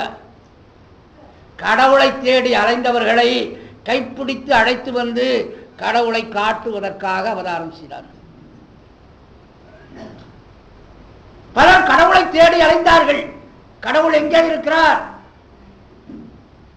தென்னாட்டில் பிறக்காதனாலே விவேகானந்தர் நரேந்திரனாக இருந்த பொழுது ஒவ்வொரு சாதனையும் பார்த்து கடவுளை பார்த்திருக்கிறாயான்னு கேட்டார். சாதுக்கள் விவேகானந்தரை பார்த்தாலே பயந்து ஓடி விடுவார்கள். பஸ்தாத் மாதிரி இருப்பார். அவர் கல்லூரி இளைஞர். நரேந்திரர் என்பது அவருக்கு பெயர். சாதுக்களை பார்த்த உடனே நீ கடவுளை பார்த்திருக்கிறாயான்னு கேட்டா அவனுக்கு மிரளல் உண்டாயிடும். அப்படிப்பட்ட தோற்றம். அவர் தென்னாட்டில் வந்திருந்தால் அவருக்கு முதலியே தெரிஞ்சிருக்கும். நம்முடைய தேவாரங்களை படித்திருந்தால் அவர் புரிந்து கொண்டிருப்பார். கடவுளை பார்க்க முடியும் எங்கே? திருக்கோயில்களில். பீடுடைய பிரமாபுரம் மேவிய பெம்மான் இவன் அன்றே. கடவுளை கண்டிருக்கிறாயா என்று கேட்ட கேள்விக்கு விடை தெரியாமல் கடவுளை காண முடியவில்லையே என்கிறவர்கள் பலர். கடவுளை காணாதபடியினாலே கடவுள் இல்லை என்று மாற்றி சொல்லிவிட்டவர்கள் பலர். இவர்கள் 2 பேருக்கும் சமயாச்சாரியர்கள் அவதாரம் பண்ணி ஞானசம்பந்தர் என்ன சொல்லுகிறார்? பெருமான் யார் என்று தெரியவில்லையா உங்களுக்கு? அவன் இவனன்றே. பிரமாபுரம் மேவிய இவனென்றே பெருமான் இதோ சீர்காழியில திருக்கோயில வீற்றிருக்கிறானே, இவன் அல்லவா கடவுள். அப்புறம் கடவுளை தேடி எங்கேயோ போய் அழைத்து கொண்டிருக்கிறீர்களே. பசுவின் உடம்பெல்லாம் பாலா இருந்தாலும் முளைக்காம்பின் வழியே இருக்கிற பொழுது, பால் வருகிற பொழுது, எல்லா இடங்களிலேயும் இறைவன் நிறைந்து நின்றாலும் திருக்கோயில்களிலே இறைவன் சாநித்தியமாக விளங்குகிறான். நீங்கள் இங்கேயே இறைவனை பார்த்து கொள்ளலாம் என்று இறைவனை காணாமல் அலமருகின்ற உயிர்களுக்கு இறைவன் இருக்கின்ற இடத்தை அடையாளம் காட்டுவதற்காக தேவார பாசுரங்களை அருளி செய்தார்கள். அட, இங்க இருக்கிற கடவுளை தேடிக்கொண்டு எங்கேயோ அலைகிறீர்களே, இதோ இருக்கிறாரே, இவர் கடவுள் இல்லைன்னு சொல்ல முடியுமா? ஞானசம்பந்தர் கேட்கிறார், வீழ் விடலையான் என விலை கடுமே. இங்கெல்லவா இறைவன் இருக்கிறான், இங்கெல்லாம் இருக்கிறவன் இறைவன் தான். இங்கேயே நீ இறைவனை பார்த்துக் கொள்ளலாம். நீ இறைவனாக நினைத்தால் அங்கேயே இறைவன் உனக்கு பிரசன்னமாகிறான். திருக்கோயில் உள்ளுருக்கும் திருவேணி தன்னை சிவனவே கண்டார்க்கு சிவன் உறைவன். அதுதான் தேவாரம் சொல்லுகிறது. இதுல எவ்வளவு விடையும் சொல்றார் பாருங்க. அவன் தோளுடைய செவியனாக இருக்கிறான், விடையேறி வருகிறான், மதிசூடிக் கொண்டு இருக்கிறான், சுடலை பொடி பூசி இருக்கிறான், உள்ளங்கவர் கல்வனாக இருக்கிறான், பிரமாபுரம் மேவியவனாகவும் இருக்கிறான். ஐந்தொழிலையும் அவன் செய்கிறான் என்பதை மறைமுகமாக சொல்லியிருக்கிறார். தோளுடைய செவியன். அப்ப உமை ஒரு பாகனாக ஆகிறான். எப்பொழுது இறைவன் உமை ஒரு பாகனாக ஆகிறான்? உலகத்தை படைக்க வேண்டும் என்ற எண்ணம் வருகிறது. சக்தியோடு ஒன்றாக இருக்கிற சிவம் சக்தியும் சோமுமாக இரண்டாக தோன்றுகிறது. எப்பொழுது? முதல் உற்பவத்தின் போது. தன்னில் பிரிவிராத சக்தியை பிரித்துக் கொள்ளுகிற பொழுதுதான் படைப்பு நிகழ்கிறது.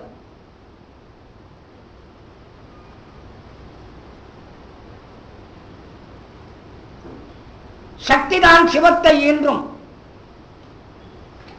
அந்த பாடல்ல ஒத்து இருவரும் புணர்ந்து இங்கு உலகுயிர் அனைத்தும் என்றும். அர்த்தநாரீஸ்வரன் தான் மூர்த்தங்களிலே சிவமூர்த்தங்கள்ல முதல்ல இருக்கிறது. லிங்கோற்பவரை சொல்லுவார்கள். லிங்கோற்பவர் சிவபெருமானுடைய பேராற்றலை வெளிப்படுத்தி நிற்கிறவர். ஆனால் சிவபெருமான் உயிர்களுக்காக உலகத்தையும் தத்துவங்களையும் உண்டாக்கி தருகிறான் என்பதற்குரிய தோற்றம் அர்த்தநாரீஸ்வரன். அதுதான் இறைவனுடைய கருணையின் முதல் கட்டம். அதைத்தான் இங்கே சொன்னார் தோளுடைய செவியன். அது படைப்பு தொழிலை இறைவன் செய்கிறான் என்பதை ஞாபகப்படுத்துகிறது. அடுத்தபடி விடையேறி அறத்தையே ரிஷவமாக கொண்டவன். அப்ப காத்தல் தொழிலை அவன் செய்கிறான். கொஞ்சம் மாற்றி சொல்லுவார்கள், நான் சொல்லுகிறது ஞாபகத்தில் வச்சுங்க. நீங்கள் விடையேறி என்று சொன்னால் அறத்தை வெள்விடையாக கொண்டவன், அவன் காத்தல் தொழிலை செய்கிறான் என்பது அங்கு சொல்லப்படுகிறது. அறத்தின் வழியிலே மக்களை நிறுத்துதல் என்பது காத்தல், அதாவது இன்பம் செய்தல். காத்தல் இரண்டு வகை, இன்பத்தை ஆக்குதலும் துன்பத்தை நீக்குதலும். ரெண்டையும் செய்தால்தான் காப்பாற்றுறதுன்னு அர்த்தம். ஒரு வந்தா கஷ்டத்தை போக்கணும், அவனுக்கு லாபத்தை உண்டாக்கணும். நஷ்டத்தை போக்கணும், லாபத்தை உண்டாக்கணும். துன்பத்தை நீக்கணும், இன்பத்தை ஆக்கணும். இன்பத்தை ஆக்குவது அறம், துன்பத்தை நீக்குவது மதிசூடி. மதிக்கு வந்த துன்பத்தை நீக்கி துன்பத்தை சூடிக்கொண்டான். ஆதலினாலே துன்பத்தை நீக்குதலையும் அவன் செய்கிறான். ஆகவே காத்தல் இரண்டு முறையில் செய்யப்படுகிறது. அதனாலே காத்தலையும் இறைவன் செய்கிறான். அடுத்த வரியில சொன்னார். அப்புறம் காடுடைய சுடலை பொடி மூதி சர்வசங்கார காலத்திலே சுடலையிலே அனைத்தையும் ஒடுக்கிவிட்டு அந்த சாம்பலை பூசிக்கொள்ளுகிறவனாலே அடித்தலை செய்கிறான். அவன் எல்லாவற்றையும் ஒடுக்குகிறான். படைத்தல், காத்தல், அழித்தல். இதற்கு மேலாக என் உள்ளம் கவர் கள்வன், மறைத்தலையும் செய்கிறான். என் உள்ளத்தை கவர்ந்து கொண்டு விடுகிறான். அதனால அவன் என்ன செய்கிறான்? திருடன் போல உள்ளத்துக்குள்ளே ஒளித்து நிற்கிறான். தன்னை மறைத்துக் கொள்ளுகிறான், என்னையும் மறைத்து விடுகிறான். அதனால உலகத்தையே நான் சாஸ்வதமாக நினைத்துக் கொண்டு அனுபவித்துக் கொண்டு இருக்கிறேன். உலகை காட்டி தன்னை மறைக்கிறான், தன்னை காட்டி உலகத்தை மறைக்கிறான். இதனாலே உள்ளங்கவர் கள்வன். அப்ப மறைத்தலையும் அவன் செய்கிறான் என்று தெரிகிறது. அப்புறம் ஏழுடைய மலரான் முனைநாள் பணிந்து ஏற்ற அருள் செய்த பேருடைய பிரமாபுரன். பிரம்மதேவன் முன்பு வழிபட்டு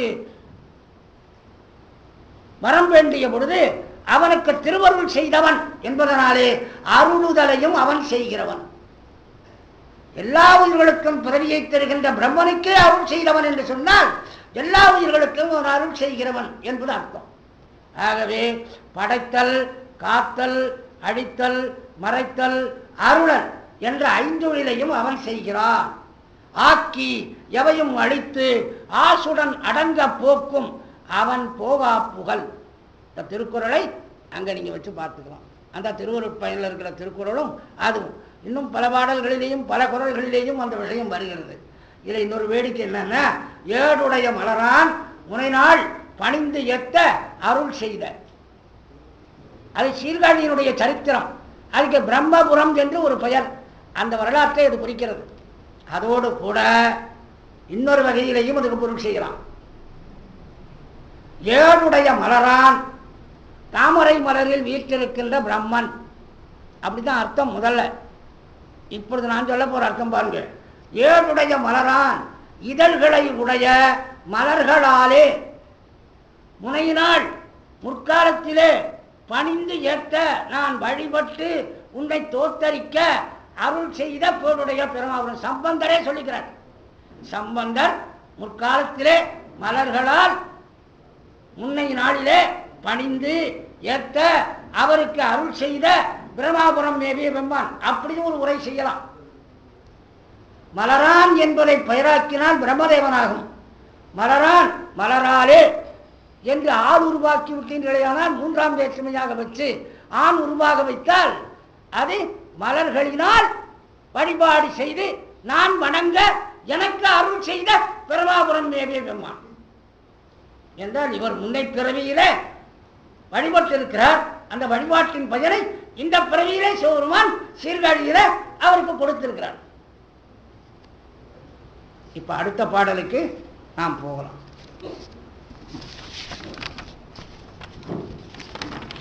நிறைய பாடல் இருக்கிறபடினாலே நாம் முழுக்க ஒவ்வொன்றையும் பார்க்க முடியாம கொஞ்சம் வேகமா போறோம். உருவமும் உயிருமாகி ஓதிய உலகுக்கெல்லாம் பெருவினை பிறப்பு வீடாய் இன்றையம் பெருமான் மிக்க அருவி பொன் சொரியும் அண்ணாமலை உளாய் அண்டர் கோவே மருவினின் பாதம் அல்லால் மற்றொரு மாடிலேறி. அருவி பொன் சொரியும் அண்ணாமலை உளாய், திருவண்ணாமலையில் இருக்கிறவனே அண்டர் கோவே மருவினின் பாதம் அல்லால் மற்றொரு மாடிலே. மாடுன்னா பக்கம், இடம். நின் பாதம் அல்லால் வேறு புகலிடம் இல்லை. மாடு என்பதற்கு ரெண்டு பொருள் உண்டு. சுந்தரகாண்டத்தில் மாடு நின்றாம் மணிமலர் சோலையை மருவி என்று காட்சி படலத்தில் முதல் பாட்டு கம்பன்ல. இது ஒரு ஆசிரியர் பொருள் சொன்னார். மாடு நின்ற மணிமலர் சோலையை, ஒரு பசுமாடு நின்று கொண்டிருந்தது, அந்த சோலையை அனுமான் நெருங்கினான். நான் வெப்பறையில் நான் கேட்டேன், அவர் பாடம் நடத்தும் போது மாணவர்கள் இந்த மாதிரி தான் சொல்லாதவர்கள். மாடு நின்றன்னு ஒன்று பக்கத்திலே இருந்த அந்த சோலையை அனுமான் நெருங்கினான். மாடுன்னா பக்கத்தில், அனுமான் இலங்கையில சுற்றி கொண்டிருக்கிறான், பக்கத்தில் இருந்த சோலைன்னு அர்த்தம். பசுமாடு நின்று கொண்டிருந்த சோலை மாடுன்னு அர்த்தம் இல்லை. மாடுன்னா செல்வம் என்பது ஒரு. நின் திருவடி செல்வம் தான் செல்வமே தவிர நின் பாதம் அல்லால் மற்றொரு மாடிலே வேறு செல்வம் எனக்கு இல்லை. செல்வன் கடலையத்தும் செல்வம் செல்வமே. உன்னுடைய திருவடிதான் எனக்கு செல்வம், வேறு செல்வம் எனக்கு இல்லைன்னால அதையெல்லாம் கொடுத்து என்னை மயக்கி விடாதே, என்னை ஏமாற்றி விடாதே. வேற செல்வங்களை காட்டி என்னை மயக்காதே.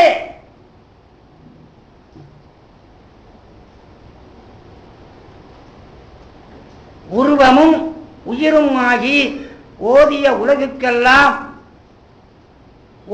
உலகுக்கெல்லாம் சொல்லப்பட்ட உலகங்களுக்கெல்லாம் உலகம் எப்படி சொல்லியிருக்கிறார்? அவன், அவள், அது எனும் அவை மூவினை பயிர்.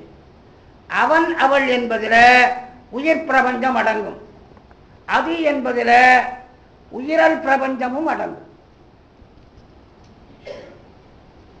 இந்த உலகம் மூன்று தன்மையாக காரியப்படுகிறது. அவனாகவும் இருக்கிறது, அவளாகவும் இருக்கிறது, அதுவாகவும் இருக்கிறது.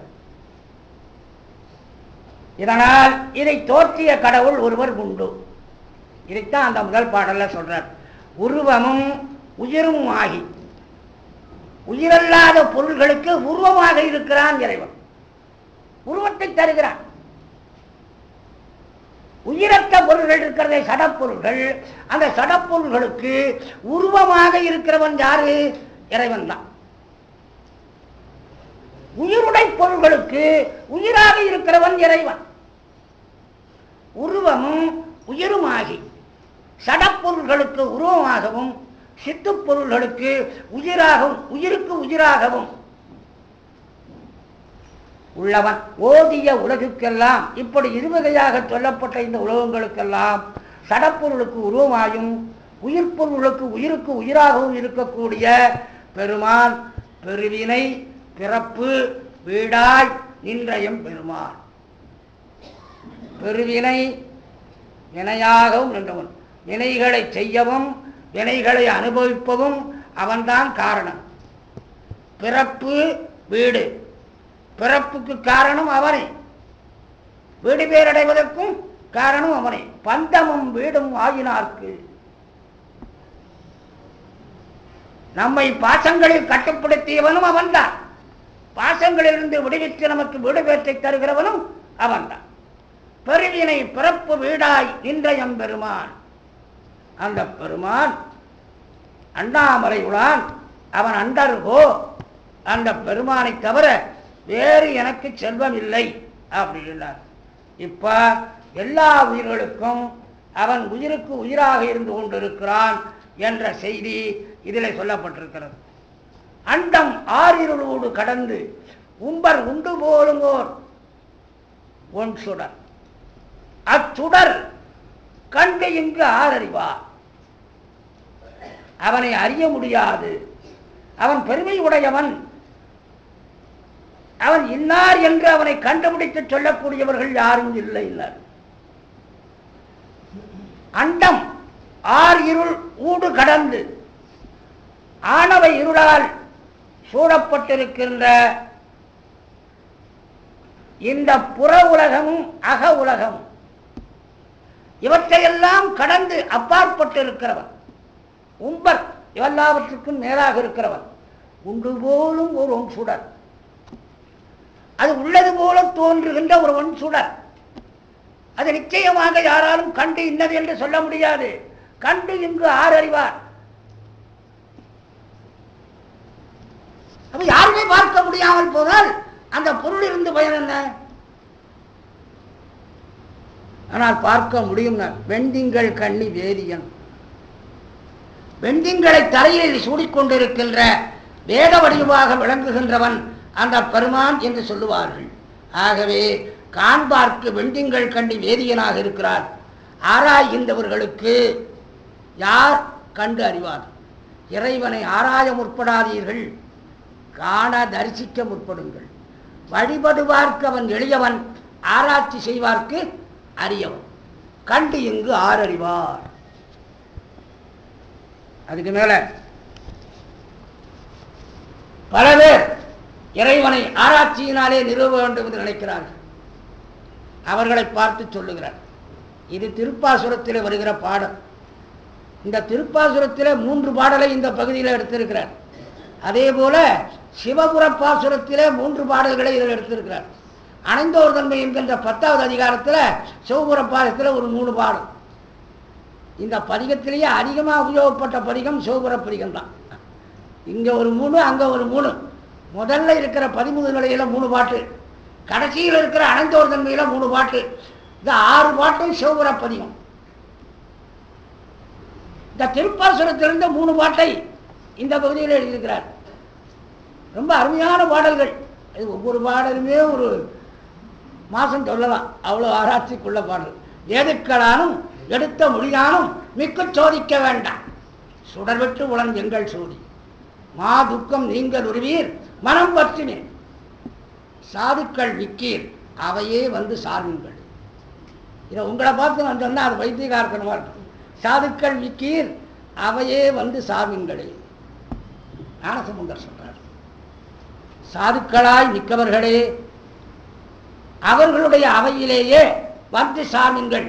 எப்பொழுதும் உங்களை அந்த சாதுக்களுடைய கூட்டத்திலேயே இருக்கும்படியாக செய்து கொள்ளுங்கள். மா துக்கம் நீங்கள் உருவீர் மனம் பற்றுவின், மனத்திலே பற்றி கொள்ளுங்கள். ஆராய்ச்சி வேண்டாம், இறைவனை இறுகப் பிடித்துக் கொள்ளுங்கள். சிக்கன பிடித்தேன்றாக பாருங்க, இறைவனை பற்றி கொள்ளுங்கள். திரும்ப திரும்ப இறைவனை பற்றி பேசுங்கள், திரும்ப திரும்ப இறைவனை சந்தியுங்கள். கோயிலுக்கு போனா சந்திக்கலாம், அதுதான் முதல்ல சொன்னார கோயிலில் இருக்காருன்னு. அப்ப இறைவனுடைய சந்திப்பை அடிக்கடி ஏற்படுத்துங்க. இறைவனை கண்ணால் கண்டு மனத்தால் நினைத்து வழிபட்டு உடம்பால் வழிபட்டு அவனோடு உங்களுக்கு நெருக்கமான தொடர்பை ஏற்றிக்கொள்ளுங்கள். மனம் பற்றுவின் ஏதுக்களாலும் எடுத்த மொழியானும் மிக்க சோதிக்க வேண்டாம். ஏதுக்கள் என்பது என்ன? காரண காரியங்கள். அது அனுமான அளவை. புகை இருக்கிறபடியினாலே நெருப்பு உண்டு, காணப்பட்ட உலகத்தால் காணப்படாத கடவுள் உண்டு. இது அனுமான அளவை. இந்த அனுமான அளவையை வச்சு ஆராய்ச்சி பண்ணி கொண்டிருக்க வேண்டாம். அனுமான அளவை எல்லாம் ஓரளவு தான் போகும், அதுக்கு மேல போகாது. எடுத்த மொழி, கடவுள் இல்லை என்று முதல்ல பேசினவர்கள் அடுக்கு தொடர்கள் தான் பேசினாங்க. எடுத்த மொழி அல்ல, பேச்சவர்கள் ஏமாத்தினாங்க. இப்படி வருவாங்கன்னு தெரியும் ஞானசம்பந்தருக்கு.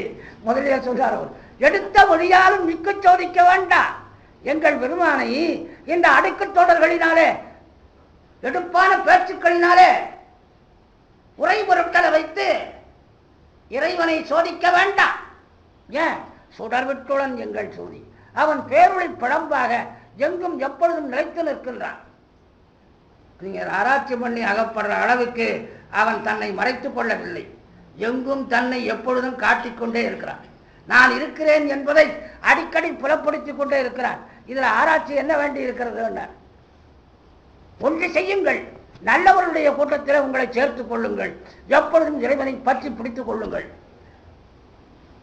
அதுக்கு மேல சொன்னார், இறைவன் அடியார்களுக்கு எப்படி அருள் செய்கிறான், இறைவன் என்னென்ன வருகைகளை உடையவன், இதையெல்லாம் ஆட்பாளவர்க்கு அருளும் வண்ணமும் ஆதி மாண்பும் கேட்பான் புகின் விசாரிக்க புகுந்தால் அளவு இல்லை. அது கிடக்க வேண்டாம், அதை பற்றி பேச வேண்டாம். இறைவன் அடியார்களுக்கு எப்படி வந்து அருள் செய்வான் தெரியுமா? இளையான்குடி மாறருக்கு ராத்திரி 12 மணிக்கு வீட்டில் ஒன்றும் இல்லாத வேலையில வரார். ஏன் இருக்கிற போது வரக்கூடாதா? எதை கேட்பார்னே தெரியாது. அந்த மாதிரி நேரத்தில் வர்றார். கல்யாண நேரம், மணவரையில பெண்ணை உட்கார வைத்திருக்கிற நேரம். அந்த நேரத்தில் வந்து அந்த மணவரையில் இருக்கிற பெண்ணை கூப்பிட்டு அடியார் வந்திருக்கிறாரு, காலில் விழுன்னு சொன்ன உடனே விழுந்தா அந்த குழந்தையை பார்த்து ஆசீர்வாதம் பண்ண வந்தவர் அவர் தலைமையில கேட்கிறார், இறைவன் தன்னால் ஆட்கொள்ளப்படுகிறவர்களுக்கு எப்படி அருள் செய்வான்? இது அடியார்களுக்கே தெரியல, நீ நாம ஆராய்ச்சி பண்ண முடியும்? அவனை அன்றாடம் ஆராதிக்கிறவர்கள், இருகம் பிடித்துக் கொண்டவர்களாகிய அவர்களுக்கே தெரியல. எப்பொழுது வருவான், எப்படி வருவான், என்ன கேட்பான், என்ன பேசுவான் புரியல. புரியாதவர்கள்தான் சிறு தொண்டரிடத்தில் அப்படி சொல்றார் அவர். உம்மால் முடியாது, கூட்ட அரிது, உமக்கு செயலுண்டாது, முடியாது, போகாது, வராது, இப்படியே சொல்லிட்டு இருக்காரு அவர். இவர் விடல, அதுவும் முடியும் முடியும், எதுவும் ஈண்ட அறியதில்லை எனக்கு. இவர் திரும்ப திரும்ப பேசுறார், அவர் குடாக்கண்டம் மாதிரி இருக்கு. இறைவன் எப்படி வருவார், எப்பொழுது வருவார், யாரோட வருவார், தனியா வருவாரா, 4 பேரோட வருவாரா தெரியாது. நம் வாழ்க்கையிலேயே நாம் சந்திக்கிறவர்கள் மாதிரி வராரு. புரிஞ்சுக்காம நான் உங்களை விரட்டி விடுறோம். அதுக்கப்புறம் நான் தாண்டா வந்தேன் உங்க வீட்டுக்கு, நீ தெரிஞ்சுக்காத கூட்டியே, ஐயோ நீங்கன்னு சொல்லி இருந்தா நான் தயாரா இருப்பேன். அதுக்காகத்தான் சொல்லலை. விருந்தாளிகள் திடீர்னு வருவாங்க, வரத்துக்கு முதல்ல வீட்டுல இருந்து புறப்படுறதுக்கு முதல்ல ஒரு போன் பண்ணலாமே, இப்பதான் செல் இருக்க, நாம சாப்பாடு தயார் பண்ணி வச்சிருக்க மாட்டோமா? அது கூடாதுன்றதுக்கு தான் அவங்க சொல்லாம வந்திருக்காங்க. சடக்குன்னு வந்த உடனே நீங்க என்ன செய்றீங்கன்னு பார்க்கலாம். சொல்லிட்டு வந்தா ஏக தடவுடல் ஏற்பாடோட தயாரா இருப்பீங்க. சொல்லாத வந்தா நீங்க என்ன பண்றீங்க? அப்பொழுது இந்த அன்பு குறைவில்லாம இருக்குமா? இறைவன் எப்பொழுது வருவான், எப்படி வருவான் என்பது அடியார்களுக்கே தெரியாத பொழுது நீ போய் அதையே ஆராய்ச்சி பண்ற. என்ன காரணம்? இறைவனை ஆராய்ச்சி செய்யக்கூடாதுன்னு நான் சொல்றதுக்கு காரணம், அதை ஆராய்ச்சி பண்றதுக்குரிய கருவி உங்ககிட்ட இல்லை, அளவு இல்லைன்னார். அளவுன்னா அவனை அளக்கக்கூடிய கருவி. உங்கள்கிட்ட இருக்கிற கருவி எது? மெய்வாய் கண் மூக்கு செவி. இந்த கருவிகள் ஓரளவுக்குத்தான் பொருள்களை ஆராயும். இந்த கண்ணை வைத்துக் கொண்டு நட்சத்திரத்தை ஆராய முடியாது, அதுக்கு வேற கண்ணாடி தேவையா இருக்கு. இந்த கருவி போரல. இந்த கண்ணை வைத்துக் கொண்டு உங்களை பார்க்கலாம், ஆனால் ஆகாயத்தில் பல கோடி மைல் தூரத்தில் இருக்கக்கூடிய ஒரு நட்சத்திரத்தை பார்க்கணும்னு சொன்னா இந்த கண்ணுக்கு மேல இன்னொரு கருவி கண்ணாடி தேவை. அவற்றுக்கும் அப்பாற்பட்டு இருக்கக்கூடிய இறைவனை காண்பதற்கு உங்ககிட்ட கண்ணாடியே கிடையாது. நீ எப்படி இறைவனை ஆராய்ச்சி பண்ண முடியும்? அளவு இல்லைன்னார். காணப்படுவதற்குரிய அளவு கருவி இல்லை, இறைவனை ஆராய்வதற்குரிய கருவிகள் உன்னிடத்தில் இல்லை. இரண்டாவது, அந்த ஆராயப்படுகின்ற பொருளாகிய இறைவனுக்கும் அளவு இல்லை. அதுக்கு இதுதான் நீளம், இதுதான் அகலம், இதுதான் உயரம் என்று அந்த பொருளுக்கு ஏதாவது அளவு இருக்கிறதா? 3 அடி நீளம், 3 அடி அகலம், 3 அடி உயரம்னா ஒரு அளவு இருக்கு, ஆராய்ச்சி பண்ணலாம். இங்க அளவு இல்லை. ஆறறிவார் அதன் அகலமும் நீளம். ஆறறிவார் எங்கள் அண்ணல் பெருமையை. பேரறியாத பெரும்பொருள் ஒன்று, அதன் வேறறியாமை விளம்புகின்றேனே. கீழே குனிஞ்சு பார்த்து வேற பார்க்கறதுக்கு கூட எனக்கு தெரியல, நான் போய் அதனுடைய உயரத்தை நான் இப்படி ஆராய்ச்சி பண்றேன். ஆறறிவார் அதன் அகலமும் நீளம். அது அளவற்ற பொருள், அதை அளப்பதற்குரிய கருவியும் நம்மிடத்துல இல்லை. ரெண்டும் இல்லாத நிலையில அந்த பொருளை பற்றி ஆராய்ச்சி செய்வதை விட்டுவிட்டு அந்த பொருளை அடைவதற்கு முயற்சி செய்யுங்கள். அதை ஆராய்ச்சி பண்ணாதீர்கள். எதுக்களாலும் ஆட்பாளவர்க்கு அருளும் வண்ணமும் ஆதி மாண்பும் கேட்பான் புகின் அளவு இன்மையில் கிளக்க வேண்டாம். கோட்பாலனமும் வினையும் குறுகாது. கோட்பாலன கிரகங்களால் உண்டாகக்கூடிய தீமைகள் அவைகளும் அதற்கு மூல காரணமாக இருக்கின்ற வினையும். நம்முடைய வினையை ஒட்டித்தான் கிரகங்கள் நமக்கு தீமை செய்யும். நம்முடைய வினை நன்றாக இருக்குமானால் கிரகங்களால் தீமை செய்ய முடியாது. கோட்பாலன கிரகங்களால் உண்டாகக்கூடியன, அதற்கு காரணமான வினை. இந்த இரண்டும் குறுகாமை, நம்மை நெருங்காதபடி எந்தை தாட்பால் வணங்கி தலை நின்று இவை கேட்க, இறைவனுடைய திருவடியிலே வணங்கி அந்த வழியிலேயே நின்று நான் சொல்லுவதை தக்கார் கேட்க. நல்லவர்கள் சொன்னதை கேட்டு இறைவன் திருவடியில் வணங்கி வழிபட்டு இறைவனை பிடித்துக் கொள்ளுங்கள். அவ்வளவுதான்.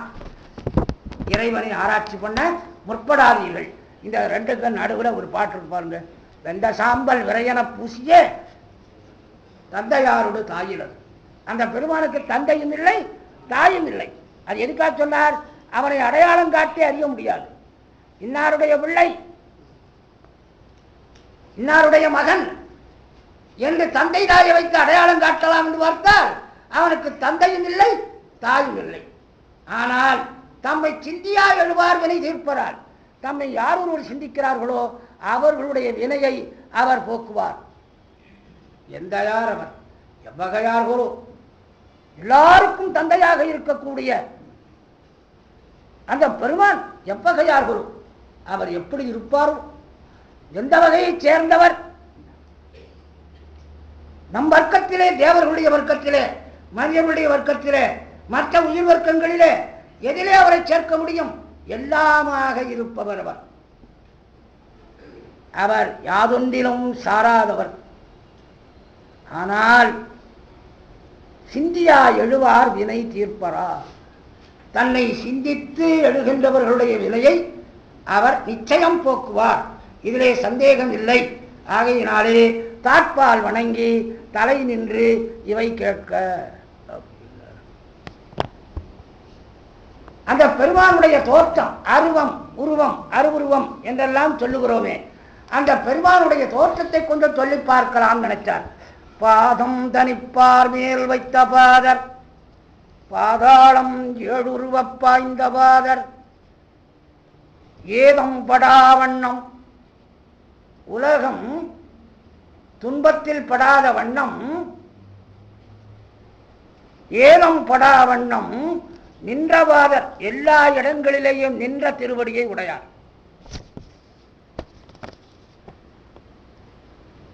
அதுக்கு மேல ஏழுலகமாய் நின்ற ஏகபாதர், ஏழுலகமாய் நின்ற ஏகபாதர். ஏழுலகம் என்பது ஒரு கணக்குக்காக சொன்னார். எல்லா உலகமுமாக நின்ற ஏகபாத திரிமூர்த்தி. ஒரு பக்கத்திலே திருமால், ஒரு பக்கத்திலே பிரம்மன். இந்த இரண்டு உருவங்களையும் தன்னுள்ளே அடக்கிக் கொண்டு ஒரே திருவடி உடையவராய் இருக்கிறவர் இந்த ஏகபாத திரிமூர்த்தியை இங்கே நமக்கு காண்பித்தார். அவர்தான் எல்லாமாகி இருக்கிறவர் என்பதை காட்டுவதற்காக ஏகபாத திரிமூர்த்தி என்கின்ற இந்த மூர்த்தத்தை இங்கே சொன்னார். ஏழு உலகுமாய் நின்ற ஏகபாதர், ஓதத்து ஒளி அடங்கி ஊர் உண்டு, ஊர்தல் உண்டு, ஏரி ஒத்து உலகமெல்லாம் ஒடுங்கிய பின், உலகம் எப்படி ஒழுங்குகிறது? தண்ணீரால் சூழப்படுகிறது. அந்த தண்ணீர் உலகத்தில் இருக்கின்ற எல்லா இடங்களிலேயும் மேலே ஏறுகிறது, அது எல்லாம் விழுங்கி விடுகிறது. இப்படி உலகம் ஒடுங்கி போகிற பிறகு உலகத்தை எல்லாம் ஒடுக்கிவிட்டு அவர் வீணை வாசிக்கிறார். நாத தத்துவமாக இருக்கின்ற வீணையை ஒலித்து அதை கேட்டுக்கொண்டிருக்கிறார். வேதத்தொலி கொண்டு வீணை கேட்குமே என்று ஒரு பாடல் பின்னாலே வருகிறது. இறைவன் ஒடுக்கத்திலே என்ன செய்வார்? சில பேருக்கு சந்தேகம். அது நடராஜமுள்ள சொன்னார். அவர் திருவாசகத்தில் ஒரு பிரதியை சிவபெருமான் எதற்கு எழுதி வைத்துக் கொண்டார் என்றால், உலகம் ஒடுங்கி இருக்கிற காலத்திலே படித்துக் கொண்டிருப்பதற்காக.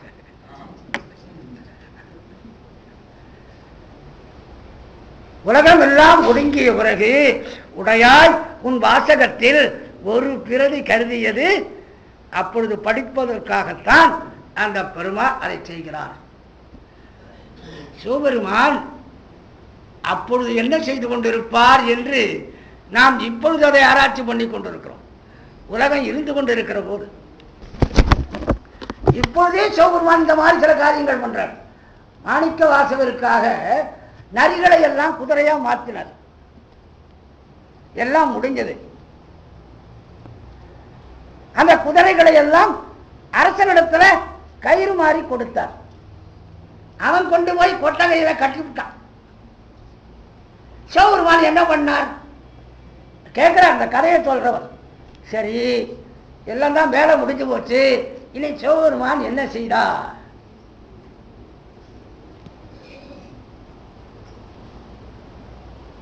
சோமசுந்தர கடவுள் கோவிலுக்குள்ள போறாராம். நேர சோமசுந்தரருடைய சன்னிதானத்துக்கு போகலையா,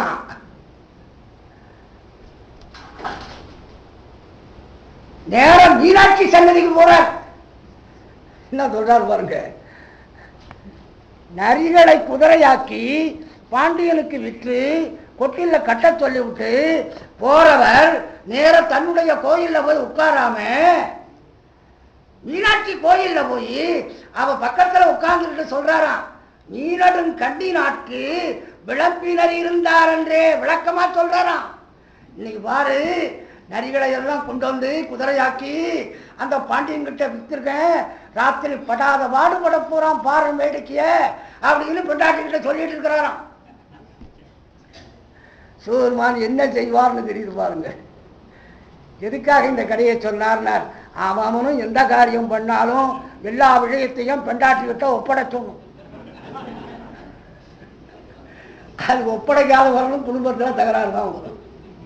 சிவபெருமான் வெளியில போய் எந்த வழியும் செய்துட்டு வந்தாலும் போய் மீனாட்சி கிட்ட சொல்லாம வரமாட்டார். இதை எதுக்கு நமக்கு சொல்லணும்? நீங்களும் அதே மாதிரி எங்க போயிட்டு எந்த இடத்துக்கு போயிட்டு வந்தாலும் உள்ளத உள்ளபடி சொல்லிட்டு வந்து. சிவபெருமானே சில விஷயங்களை சொல்லலை. எப்போது வீட்டில் அவங்க கொண்டாட்டியை கேட்ட விஷயத்தை வந்து சொல்லலை. அதைத்தான் ஆண்கள் பிடித்து கொண்டு விட்டார்கள்.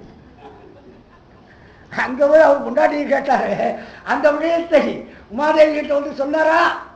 சொன்னார்னு சேர்க்கிறார், சொல்லல. சிவபெருமானும் சில விஷயங்களை தன் மனைவிக்கு தெரியாமலாம் செய்கிறார். ஆனால் கடைசியில மனைவிக்கு தெரிஞ்சிடும்.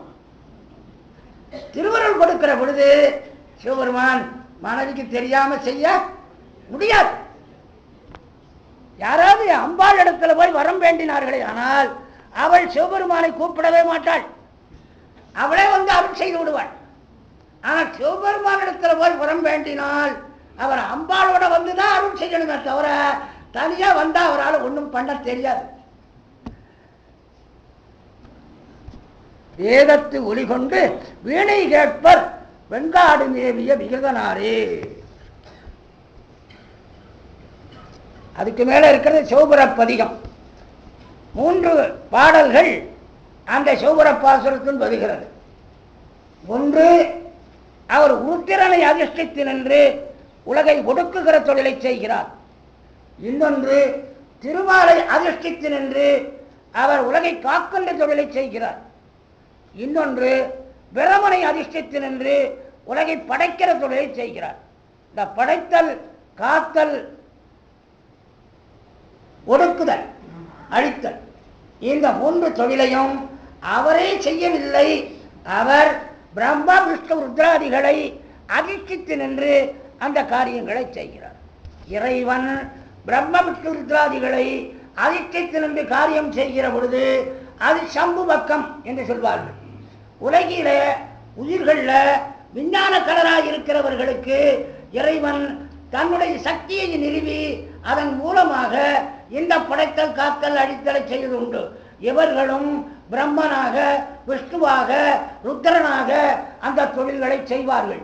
அப்படி செய்கிற பொழுது சம்பு பக்கம் என்று சொல்லாமல் அணு பக்கம் என்று சொல்வார்கள். அணுன்னா உயிர் பக்கம். இப்ப திருமாலாகவும் பிரம்மனாகவும் ருத்ரனாகவும் வருகின்றவர்கள் விஞ்ஞான கலர்களாகிய உயிர்கள். அப்படியும் வரலாம்.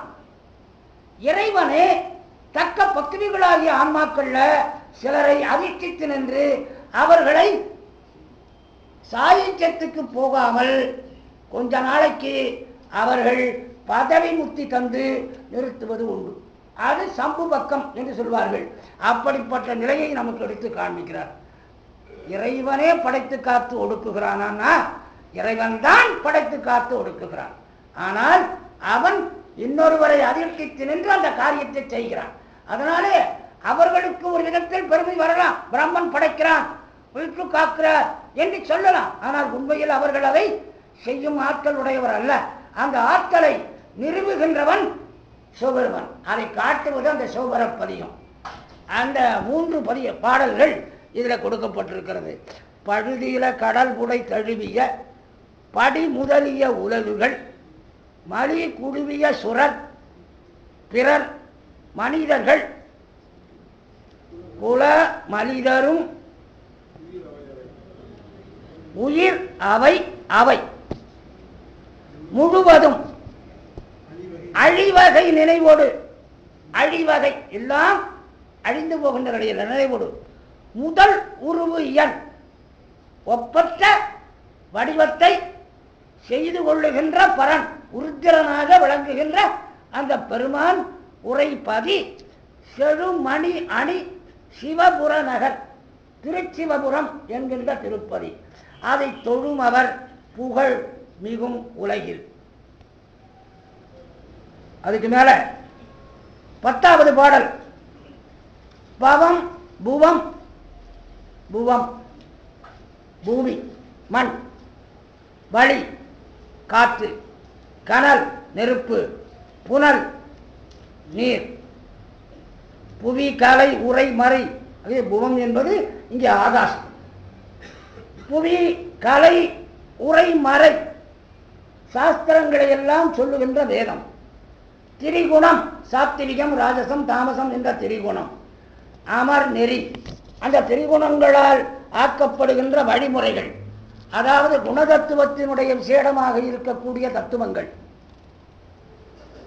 திவம் மலிதரு சுரர் முதலியர் திகழ்தரும் உயிரவை அவை தம பவ மலி தொழிலது. பவன பிறவி, பிறவி மலிகின்ற தொழிலது நினைவுடு. அந்த தொழிலை நினைவு கொண்டு அவைகளுக்கு பிறவி தரும் தொழிலை மேற்கொண்டு பதுமனன் மலரது நிறுவிய தாமரை மலரிலே பொருந்தி இருக்கிற சிவன், பிரம்மனாக தாமரை மலரிலே வீற்றிருக்கின்ற சிவன் உயிர்களுக்கு பிறவி தரும் தன்மையை மேற்கொண்டு பவமலி தொழிலது நினைவோடு பதுமனன் மலரது மருவிய சிவனது சிவபுரம் மருவிய அந்த சிவபுரம் நினைப்பவர் பிரமனாக இருக்கக்கூடிய சிவன் வீற்றிருக்கின்ற அந்த சிவபுரத்தை நினைப்பவர் செழு நிலனில் நிலை பெறுவர். இந்த உலகத்திலே என்றும் அழியாத்தன்மை பெறுவார்கள். அடுத்த பாட்டு 13வது பாடல். அதுவும் திருச்சிவபுரம் தான். மலை பல வளர்தரு புவியடை. மலைகள் வளர்கின்றன என்பது வழக்கு. இன்றைக்கு புவி நூலார்கள் கூட அதை ஒத்துக்கொள்ளுகிறார்கள். மலைகள் வளர்கின்றன. மலை பல வளர்தரு புவியடை. மறை தரு வழி வேத வழியிலே மறி வாழ்கின்ற மனிதர்கள். நிலைமறி சுரர் முதல் உலகுகள், தேவர்கள் வாழ்கின்ற உலகுகள். நிலை பெறுவகை இவைகள் எல்லாம் நிலை பெறுவகை எப்பொழுதும் நிலை பெற்றிருக்கும்படி காத்தல் தொழில். மிகும் அலைகடல் நடுவு திருப்பார்கடலின் நடுவிலே அருள் துயில் அமர் எல்லாவற்றையும் அறிந்து கொண்டு உறங்குகின்ற உறக்கத்திலே பொருந்தி இருக்கின்ற அரி திருமால் அவருடைய உரு அவருடைய வடிவத்தை இயல் செய்து கொண்டு பரன் சிவபெருமான் உரைப்பது. திருப்பார்கடலிலே உறைந்து கொண்டு உலகத்தை நிலைபெற காக்கின்ற தொழிலை செய்கின்ற அந்த திருமாலின் வடிவத்தை எடுத்துக்கொண்டு சிவபெருமான் உரைகின்ற பதி. சிலைமலி மதில் கல்லால் கட்டப்பட்ட மதில் சுவரை உடைய சிவபுரம். சிவபுரம் என்ற திருக்கோயிலை நினைப்பவர் திருமகளோடு திகழ்வரை. சிவபெருமான் தான் பிரம்மனாக இருந்து படைப்பு தொழிலை செய்கிறார். சிவபெருமான் தான் திருமாலாக இருந்து காத்தல் தொழிலை செய்கிறார். சிவபெருமான் தான் உருத்திரனாக இருந்து ஒடுக்கும் தொழிலை செய்கிறார். இந்த 3 விஷயங்களையும் சிவபுரப்பதிகம் நமக்கு எடுத்து காட்டுகிறது. ஆக்கி எவையும் அழித்து ஆசுடன் அடங்க போக்கும் அவன். அப்ப திருமால் காக்கிறார், பிரம்மன் படைக்கிறான், உருத்திரன் அழிக்கிறான் என்று அப்படி சொல்லுகிறீர்கள் கேட்டால் அவர்களாக இருந்து இவர்தான் செய்கிறார்.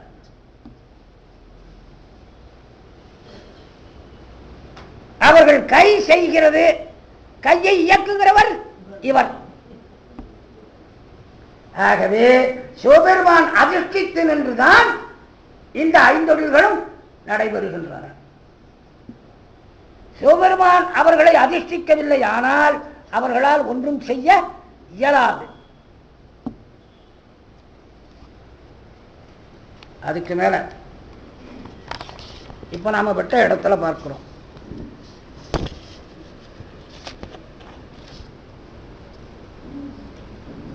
தாங்கருங்காலம் 9வது பாடல்.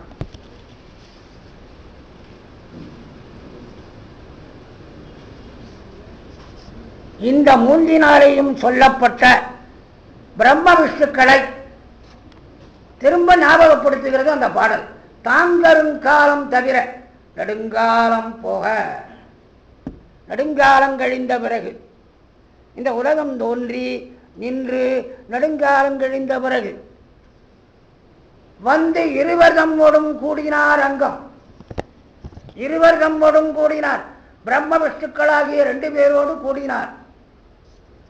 அவர்களுடைய அங்கம், அவருடைய எலும்புகளை வாங்கினால் தரித்து அழகாக மாலையாக அணிந்து கொண்டு பண்டுகோள் புனர் உற்பவத்திலே மீண்டும் உலகத்தை பண்டுகோள் எல்லாம் பண்ணிய கண்ணுதல் பரவர், எல்லாவற்றையும் திரும்பச் செய்த கண்ணுதல் பரவர். தேங்கள் பூங்கமுகு, தெங்கு தென்னமரம், இளம் கொடி, மாமரம், செண்பக மரம், பண்பலா, இலுப்பை, வேங்கை, பூ மகிழமரம், ஆலமரம், வெயில் புகா, வெயில் நுழையாதது, வெயில் நுழைவு அறியா குயில் நுழை பொதும்பர். சங்க இலக்கியத்தில் மணிமேகலையில் வருகிறது. வெயில் நுழைவு அறியா குயில் நுழை பொதும்பர். அடர்த்தியா இருக்கக்கூடிய சோலை சூழ்ந்த வீழி மிடலையான் என வினைகிடுமே. திருவீழி மிடலில் உள்ள பெருமான் என்று சொன்னால் நம்முடைய வினைகள் போகும். அப்ப உலகை ஒடுக்குகிற காலத்திலே பிரம்ம விஷ்ணுக்களையும் அழித்து அவர்களுடைய எலும்புகளை மாலையாக கோர்த்து அணிந்திருக்கிறார் என்று சொன்னால் என்ன அர்த்தம்? அவர்களும் அழிந்து போய்விடுகிறார்கள். 6 கோடி பிரமர்கள் 100 கோடி பிரமர்கள் ஒங்கினால் 6 கோடி நாராயணர் அங்கனி, 7 கோடி மணரட்டில் இந்திரன், ஈரில்லாதவன் ஈசன் ஒருவனே. படைத்தும் காத்தும் செய்கின்ற அவர்களும் கூட ஒரு காலத்து ஒடுக்கப்பட்டு விடுகிறார்கள். ஆகையினாலே மீண்டும் அவர்களையும் தோற்றுவிக்கின்ற எல்லாம் பண்ணிய கண்ணுதல் பரவர் இவர்தான். எல்லாம் பண்ணியனால படைத்து காத்தவர்களையும் திரும்ப பண்ணுகிறார் இவர். அப்ப அந்த மாதிரி எல்லாவற்றுக்கும் அடித்தளை செய்கின்ற கடவுள் யாரோ அவர்தான் படைக்கும் கடவுளும் கூட காக்கும் கடவுளும் ஆவார். அதை சொல்லுகிற பகுதி அது. அதுக்கு மேல இறைவனது அளப்பரும் தன்மை, அளக்கலாற்றா தன்மை உடையவன். அவன் ஏதாவது ஒரு பொருளாக இருந்தால் அவனை அளந்து விடலாம். ஆனால் அவன் எந்த பொருளாக இருக்கிறான், எப்படி இருக்கிறான் என்று தெரியாது. எப்படியன், இப்படியன், எந்நிறத்தன், இந்நிறத்தன், எவ்வண்ணத்தன், இவ்வண்ணத்தன் என்று எழுதி காட்டுவார்.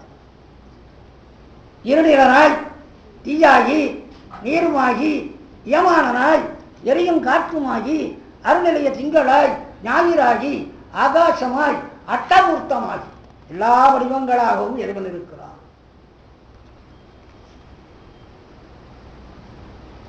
பெருநலமும் குற்றமும் பெண்ணும் ஆணும் பிறருருவும் தம்முருவும் தாமியாகி எல்லா பொருளிலேயும் இருக்கிறான். ஆகினாலே நன்மையும் இவனே, குற்றமும் இவனே. குற்றம் இருக்கிற இடத்திலேயும் அவன் இருந்து கொண்டுதான் இருக்கிறான், நன்மை நடக்கிற இடத்திலேயும் அவன் இருந்து கொண்டுதான் இருக்கிறான். அதான் பெருநலமும் குற்றமும். ஆணும் பெண்ணும் பிறருருவும் தம்முருவும் தாமியாகி நெறிலலையாய் நேற்று இன்று நாளை நிமிர்வும் சடையடிகள் நின்றவாறு. இப்படி சிவபெருமான் நின்ற வழி என்ன வழின்னு கேட்டா எல்லாமாய் நின்றவர். அவர் கால தத்துவமாக இருக்கிறவரும் அவரே, காலாதீதனும் அவரே. ஞானமே விசும்பே இவள் வந்து உன் காலமே உனை என்று ஒரு காண்பது. காலமாக இருக்கிறவனும் சிவபெருமான், காலாதீதமாக இருக்கிறவனும், காலத்தை கடந்தவனாக இருக்கிறவனும் சிவபெருமான். எல்லாருக்கும் ஞாபகம் வரும், சனிக்கிழமையாச்ச 9:10 ராகுகாலம் ஆச்ச. எப்பவும் நம்ம கருத்தரங்கள் சனிக்கிழமை காத்தால 9:10 ராகுகாலத்தில் ஆகுமாகிறது. சரியான காரியத்தை சரியான நேரத்தில் செய்கிறவர்கள் இறைவன் காலாதீதன். நெருங்கலையாய் இன்றாகி நாளையாகி நீரும் தடையடிகள் என்றவாறு எல்லாமாக இருக்கிற அவனுக்கு, கால தத்துவத்தை கடந்து விட்ட அவனுக்கு காலம் ஒரு இடையூறும் சொல்லலாமா? காலம் அவனுடைய வாயிலே இருக்கக்கூடிய சர்வெண்ட் கூட இல்லை. காலம் அவனுக்கு ஒரு கொசு. அவனுடைய பருமையை நினைத்து பார்த்தால் காலத்தினுடைய உண்மை மிக மிக அற்பமானது. ஆகையினாலே அவனை பற்றிய பேச்சுக்களிலே காலத்தை தொடவே கூடாது. நான் அடிக்கடி சொல்லுவேன், கோயிலுக்கு போற போது காலம் பார்க்காதீர்கள், நாள் நட்சத்திரம் பார்க்காதீர்கள். நீங்கள் செல்லுவது எங்க? இறைவனிடத்தில் இல்லையா? அவன் இவைகளை கண்டா அவன் உங்களுக்கு அருள் செய்ய போகிறான். இவைகள் அவனை கண்டு ஓடி போகும். ஆகவே கால தத்துவம் இறைவனுக்கு கையடக்கமானது.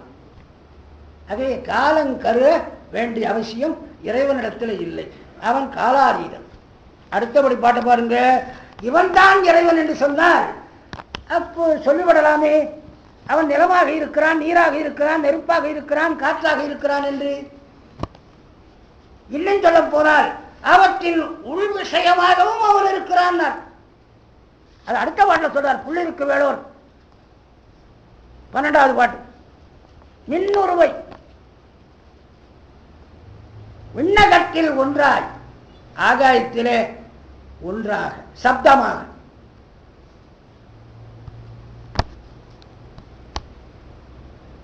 வீசுங்கால் தன்னகத்தில் இரண்டாய் காற்றில் இரண்டாக செந்தி தன்னுருவில் மூன்றாய் நெருப்பிலே மூன்றாக தாழ் புனலில் நான்காய் தண்ணீரிலே நான்காக தரணிதளத்து அஞ்சாக. அப்படியே திருவாசகம் பார்க்குங்க. பாருடை 5ஆய் பறந்தாய் மூர்த்தி, நீருடை 4ஆய் நிகழ்ந்தாய் மூர்த்தி, தீயுடை 3ஆய் திகழ்ந்தாய் மூர்த்தி.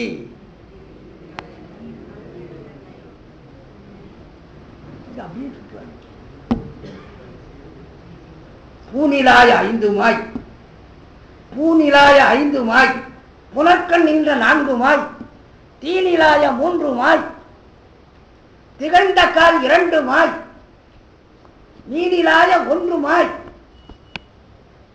வேறு வேறு அவையுமாய், நீனிலாய வண்ணம் என்னை யார் நிகழ்க்க வல்லரே. திருமுறை சித்திரான் திருச்சந்த விருத்தத்தில் எம்பெருமானை கேட்கிறார். இந்த பாட்டையும் அந்த பாட்டையும் பக்கத்தில் வச்சு பார்த்தீங்கன்னா சிவபெருமானா விஷ்ணுமா வித்தியாசம் தெரியாது. அவனும் பூநிலாய 5மாய், புனற்கண் நின்ற 4மாய், தீநிலாய 3மாய், திகழ்ந்த கால் 2மாய், நீநிலாய 1மாய், விரிந்த வேறு அவையுமாய் எவையுமாய், நீநிலாய வண்ணம். அத பாருடை 5ஆய் பறந்தாய் போற்றி, நீருடை 4ஆய் நிகழ்ந்தாய் போற்றி. உள்ளே இருக்கிற இந்த நுட்பமான புலன்களாகவும் இருக்கிறவன் பெருமான் தான். புறத்தை காணுகின்ற இந்த பொருள்களாக பூதங்களாக இருக்கிறவனும் ஒன்றான். பூதங்களுக்குள்ளே விஷயமாக இருக்கக்கூடிய தன்மாத்திரைகளும் அவன் தான். ஏன் அதை சொன்னார் பிரிச்சு? பூதம் தூல உடம்புக்கு ஆதாரம், தன்மாத்திரைகள் சூக்கும உடம்புக்கு ஆதாரம். உயிரினுடைய சூக்கும உடம்பு தன்மாத்திரைகளால் ஆகியது, உயிரினுடைய தூல உடம்பு பூதங்களால் ஆகியது. அதனால பூத உடம்பாக இருக்கக்கூடிய தூலத்துக்கும் தன்மாத்திரையாகிய விஷயங்களின் உடம்பாக இருக்கக்கூடிய சூட்சமத்துக்கும் காரணமாக இருக்கிறவன் சிவபெருமான் என்கின்ற காரணத்தினாலே இந்த 2 வேறுபாடுகளை இங்கே எடுத்து காட்டி எல்லாமாக இருக்கிறவன் அவன் என்பதை ஞாபகப்படுத்தினார். அப்ப இவையெல்லாம் தான் சிவபெருமானான் கேட்டால் ஏதோடா இது ஆபத்தா போச்சு, எதையோ நாம சொன்ன உடனே அதை பிடிச்சுக்கிட்டானே இவன். அப்ப இந்த நிலம்தான் சிவபெருமானா, இந்த ஆகாயம் தான் சிவபெருமானா, இந்த காற்றுத்தான் சிவபெருமானா? நீங்க தானே சொன்னீங்க இருநிலனாய் தீயாகி நீருமாகி இவ எல்லாமாக இருக்கிறவன் வந்தான் என்று சொன்னீர்களே அப்படின்னா உடனே சொன்னார். விரிகதிர் ஞாயிறு அல்லர், விரிகதிர் ஞாயிறு அல்லர். மதியல்லர், வேத விதியல்லர், விண்ணும் நிலனும் திரிதரு வாயு அல்லர், சரி தீயும் அல்லர், தெரியில்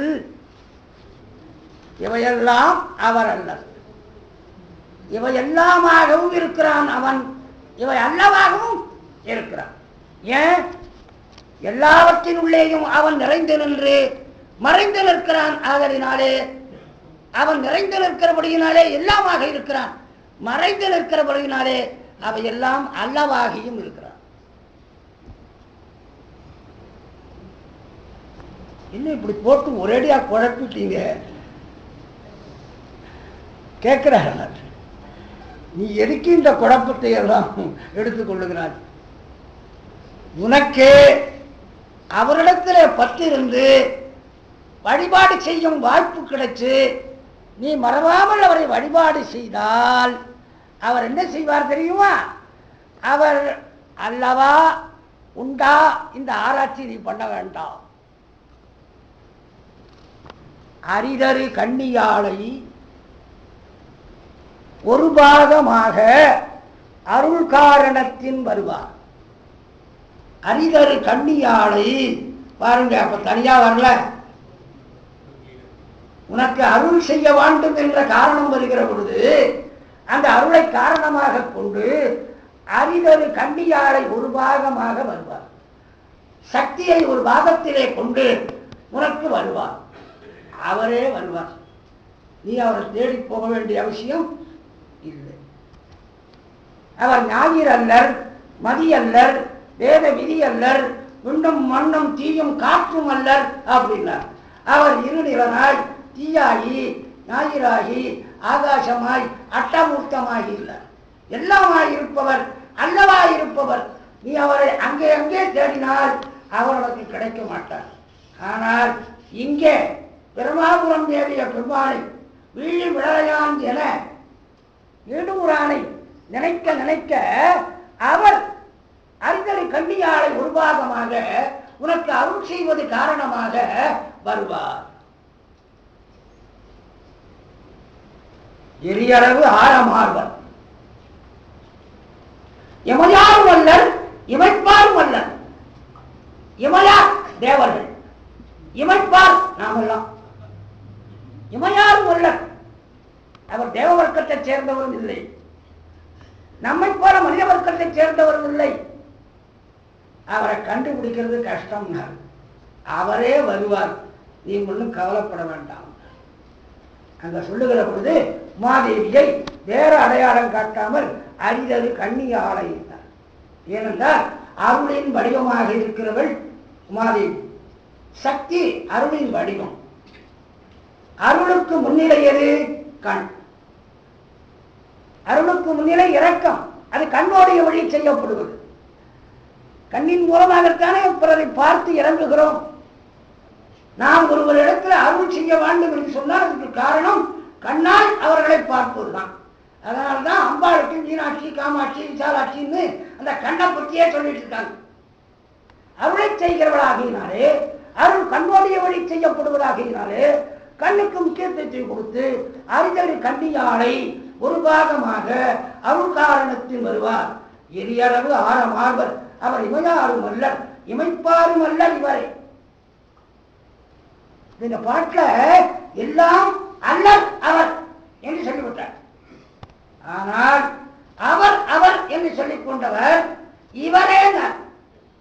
அப்ப சுற்றி உணரக்கூடிய அளவுக்கு அவர் அருகாமையில் இருக்கிறார் என்பது தெரிகிறது. செய்தியில் இருக்கிறவர் என்பது போய் இவர் என்று கடைசியில முடிக்கிற பொழுது அவர் கிட்ட இருக்கிறார் என்பது தெரிகிறது. நம் பக்கத்தில் இருக்கிறார், ஆனாலும் நமக்கு அவர் தெரியல. ஆனால் அவரே அருள் காரணத்தில் வருவார். அவர் உனக்காக என்னவெல்லாம் செய்திருக்கிறார் தெரியுமா? மாய மாய மனங்கெடுப்பானை,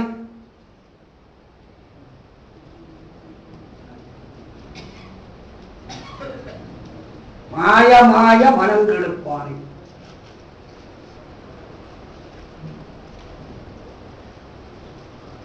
மாயையோடு கூடிய மாயமனம் என்று அப்படி அர்த்தம் பண்ணுவாங்க. மாயமாய மனம். இந்த மனம் நமக்கு எப்படி இருக்கிறது, எங்க இருக்கிறதுன்னு தெரியல. ஆனா அது இல்லைன்னு சொல்லவும் முடியல. மனத்தை யார் கண்டுபிடித்தவர்கள்? மேல்நாட்டு அறிஞர்கள் சொன்னார், மனம் எங்கடா இருக்குன்னா இங்க இருக்குன்னார். இந்த இடத்துல இருக்கான் மனசு. அவர் எப்படி கண்டுபிடிச்சாலும் தெரியல. சில பேர் மனம்னா இதை காமிப்பாங்க, சில பேர் நெஞ்சுன்றாங்க. நெஞ்சுன்னா இதை காமிக்கிறவங்க மனமா நெஞ்சா? மனம் என்ற ஒரு பொருள் இருக்கிறது தெரியுது, நம்ப முடியாது. ஆனால் அது எங்க இருக்குன்னு தெரியலையே. அது தெரிஞ்சா அந்த மனதை பிடிச்சு ஒழுங்கு பண்ணிடலாம். அது நம்ம கைக்கு ஆப்பிடல. நம்முடைய மனமே நம்ம கைக்கு ஆப்பிடலைன்னா இறைவன் எங்க இருந்து ஆப்பிடுவான்? மாய மனம் கெடுப்பான். மனம் கொடுப்பானும் அவன் தான், மனம் கெடுப்பானும் அவன். மாய மனத்தை கெடுப்பான். மனத்துடைய மதியாய் இருப்பானே, மனத்துக்குள்ளே அறிவுக்கு அறிவாக இருந்து நம்மை வழிநிறுத்துகின்றவனும் அவன் தான். காய மாயமும் ஆக்குவிப்பானே, மாய காயமும். அப்படி மாத்தீங்க. மாய காயம், மாயையினாலாகிய உடம்பு. இந்த உடம்பை ஆக்குவிப்பானே, காற்றுமாய் கனலாய் கழிப்பானே, நெருப்பாகவும் காற்றாகவும் இருந்து உலகத்தை எல்லாம் ஒடுக்குகின்றவன், நம்மை எல்லாம் கழிப்பவன். ஓயுமாறு உருநோய் புணர்ப்பானை. உருநோய் மிக்க நோயாகிய வினை கர்மம். அந்த வினையை ஓயுமாறு நாம் களைப்படையும்படி புணர்ப்பான், நம்மை அனுபவிக்க செய்கிறோம். அந்த வினையில நமக்கு வெறுப்பு ஏற்பட வேண்டும் என்பதற்காக வினையை திரும்ப திரும்ப நம்மை அனுபவிக்க செய்கிறான். ஓயுமாறு உருநோய் புணர்ப்பானை. இப்படி வினையை திரும்ப திரும்ப அனுபவிச்சு அதுல வெறுப்பு வந்தால் ஒல்லை வல்வினையும் கெடுப்பானை. அந்த வினையை போக்கி விடுகின்றவனும் அவன்தான். வினையை கொடுத்து அனுபவிக்க செய்கின்றான். அனுபவிக்கிற பொழுது நமக்கு வெறுப்பு ஏற்படுமானால் அந்த வினையை இல்லாதபடி ஆக்கி விடுகிறான். வேய்தொள் தோல் உமை பாகனை. இறுதியாக உமாதேவியோடு கூடி அருள் செய்கின்றவனை. உமைகொள் பாகனைன்னா உமாதேவியோடு கூடி நமக்கு அருளுகின்றவனை. ஈடூர் வேந்தனை பணியாவிடலாம். இப்பொழுதையும் நம்ம பக்கத்தில் இருந்து நமக்காக இத்தனை காரியங்களை அவன் செய்து கொண்டிருக்கிறானே. மனங்கெடுப்பான், மனத்துடைய மதியாக இருப்பான், உடம்பை ஆக்குகின்றான், உடம்பை போக்குகின்றான், வினைகளை நம்மோடு இணைக்கிறான். நீதி தத்துவத்தினால பக்குவம் வாய்ந்த பொழுது வினைகளை எல்லாம் நீக்கி விடுகிறான். கடைசியாக சக்தி சம்பந்தனாக வந்து நமக்கு அருளை செய்கிறான். இவ்வளவு காரியங்களை நமக்காக செய்யக்கூடிய அந்த பெருமானை பணியா விடலாமே, வணங்காம விடலாமா? நம்ம பார்த்து கேட்கிற வணங்குங்கள் என்று கட்டளை இடல. அவர் நமக்காக செய்கிற செயல்களை எல்லாம் லிஸ்ட் போட்டு சொல்லிவிட்டு இவ்வளவு செய்கிற அவரை நீங்கள் வணங்காமல் விடலாமா? இந்த பகுதியில நாம் என்ன பார்க்கிறோம் பாருங்க. உலக அவன் உலகில் தோன்றி ஒடுங்கிடும் என்பதோரார், உலகிற்கு உருவமாகி உயிருமாகி நின்றதோரார், உலகினை இறந்து நின்றது அறமுறை என்பதோரார், உலகினுள் ஒருவன் என்பர் யூசியா உணரெல்லாம். இது சிவஞான சித்தியார். இந்த விஷயம் இந்த 10 பாடல்கள்ல 15 பாடல்கள்ல நமக்கு சொல்லப்பட்டிருக்கு. உலகினை இறந்து நின்றது அறநூறு, உலகிற்கு உருவமாகி உயிருமாகி நின்றவன் அவன். ரெண்டு சொல்லப்படுகிறது. அவனை போய் உலகிலே ஒருவனாக சொல்லக்கூடாது. உலகிலே ஒருவர் யார்? பிரம்ம விஷ்ணுக்கள். அவன் உலகில் ஒருவன் அல்ல, அவர்களையும் தன்னுள்ளே ஒடுக்கி மேல தோற்றுவிக்கிறவன். இந்த கருத்தை இந்த பதிமுது நிலை, அதாவது முதுபதி நிலை, தொன்மையான இறைவனுடைய இலக்கணம்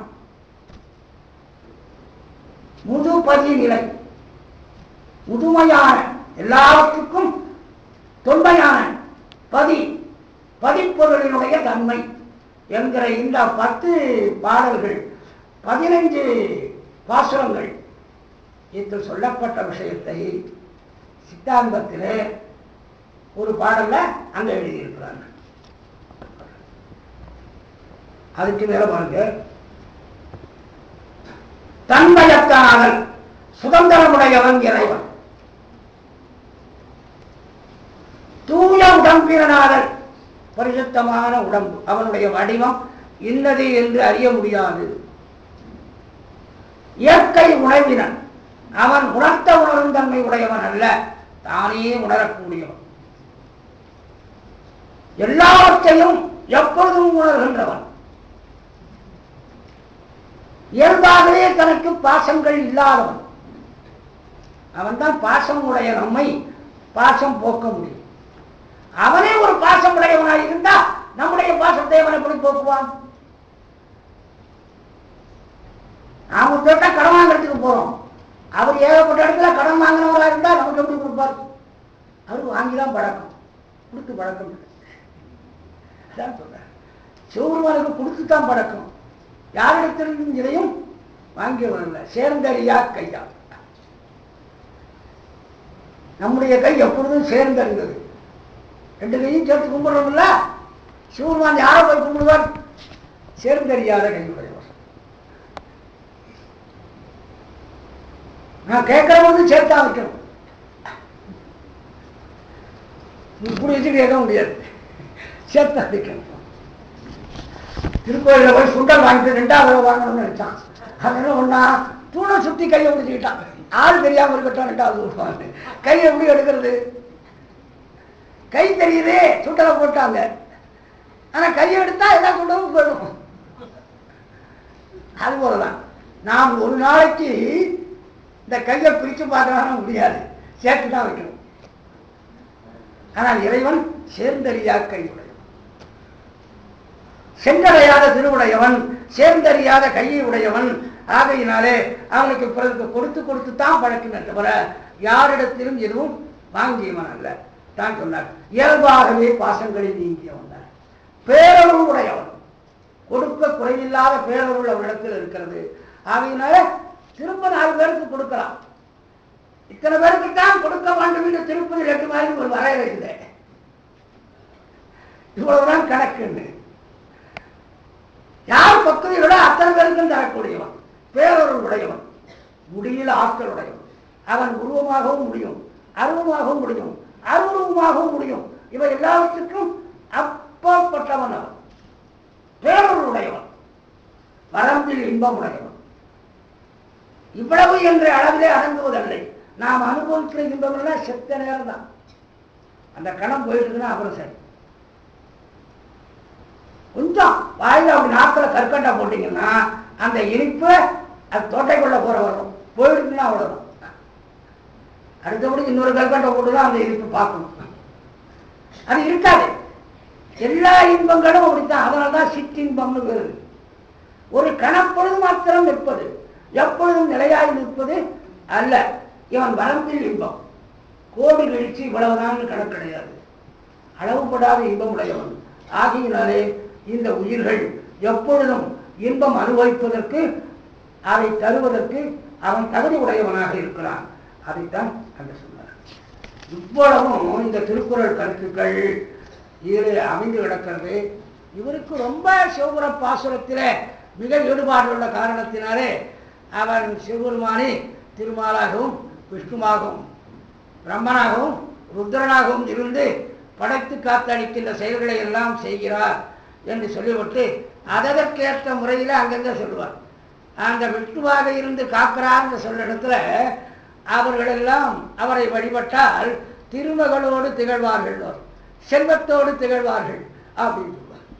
இப்போ பிரம்மனாக இருந்து படைப்பு தொழில்னால் உலகத்தில் நிலை பெறுவார்கள் அப்படின்பார். இந்த மாதிரி அந்தந்த இடத்துக்கேற்ப அழகா அந்த பாசனங்களை கொடுத்திருக்கிறார். திருவருட் பயனையும் மாவதி சிவனார் அருள்முறை திரட்டையும் நாம் சேர்த்தே படிக்க வேண்டும் என்பது ஒரு திருக்குறிப்பு. அதுக்கு அடிப்படை சமயாச்சாரிய பெருமக்கள் தேவாரம் முதலிய திருப்பாசுரங்களிலே எழுதப்பட்ட விஷயங்களை கொண்டுதான் இந்த சாஸ்திரங்கள் எல்லாம் விளக்கி எழுதப்பட்டிருக்கின்றன என்பதை காட்டுவதற்கு தோத்திரமும் சாத்திரமும் 2 கண்ணும் ஒன்றை பார்க்கிற மாதிரி ஒன்றைத்தான் பார்க்கிறது என்பதற்கு ஒரு மாதிரியாக இதை தயாரித்து நமக்கு தந்திருக்கிறார். இந்த பரம உபகாரத்துக்கு நாம் என்ன நன்றி செய்ய முடியும்? இப்படி ஒரு கூட்டத்தை கூட்டி அதை படிக்க செய்து பொருள் புரிந்து கொள்ள எங்களை செய்து உங்களை கேட்கும்படியாகவும் ஆக்கி எங்களுக்கு ஒரு பயிற்சியையும் ஏற்படுத்தி கொடுக்கிறாரே, அவருக்கு நாம் என்ன கைமாறு செய்ய முடியும்? சென்ற காலத்தின் பதிலா சிறப்பாக மாவி சிவனாரை வழங்கும், அவருக்கு தேவார பாசனங்களுக்கு உண்டாக்கிய மூவர் முதலிகளை வழிபடுவதும், அவருக்கு சாஸ்திர நுட்பங்களை கற்றுக் கொடுத்த வெய்கண்டாரை வழிபடுவதும், இவர்களையெல்லாம் நமக்கு 2 மாதத்துக்கு ஒரு முறை கற்றுக் கொடுத்திருக்கின்ற சோபாத சேகரரை வழிபடுவதும் தான் நாம் செய்யத்தக்க செயல் என்று கூறி விடைபெறுகிறேன். வணக்கம். ஐயா அவர்களுக்கு நன்றி. ஐயா அவர்களுக்கு மரியாதை செய்ய வழக்கறிஞர் சோமசுந்தரம் ஐயா அவர்களை அன்புடன் அழைக்கின்றோம்.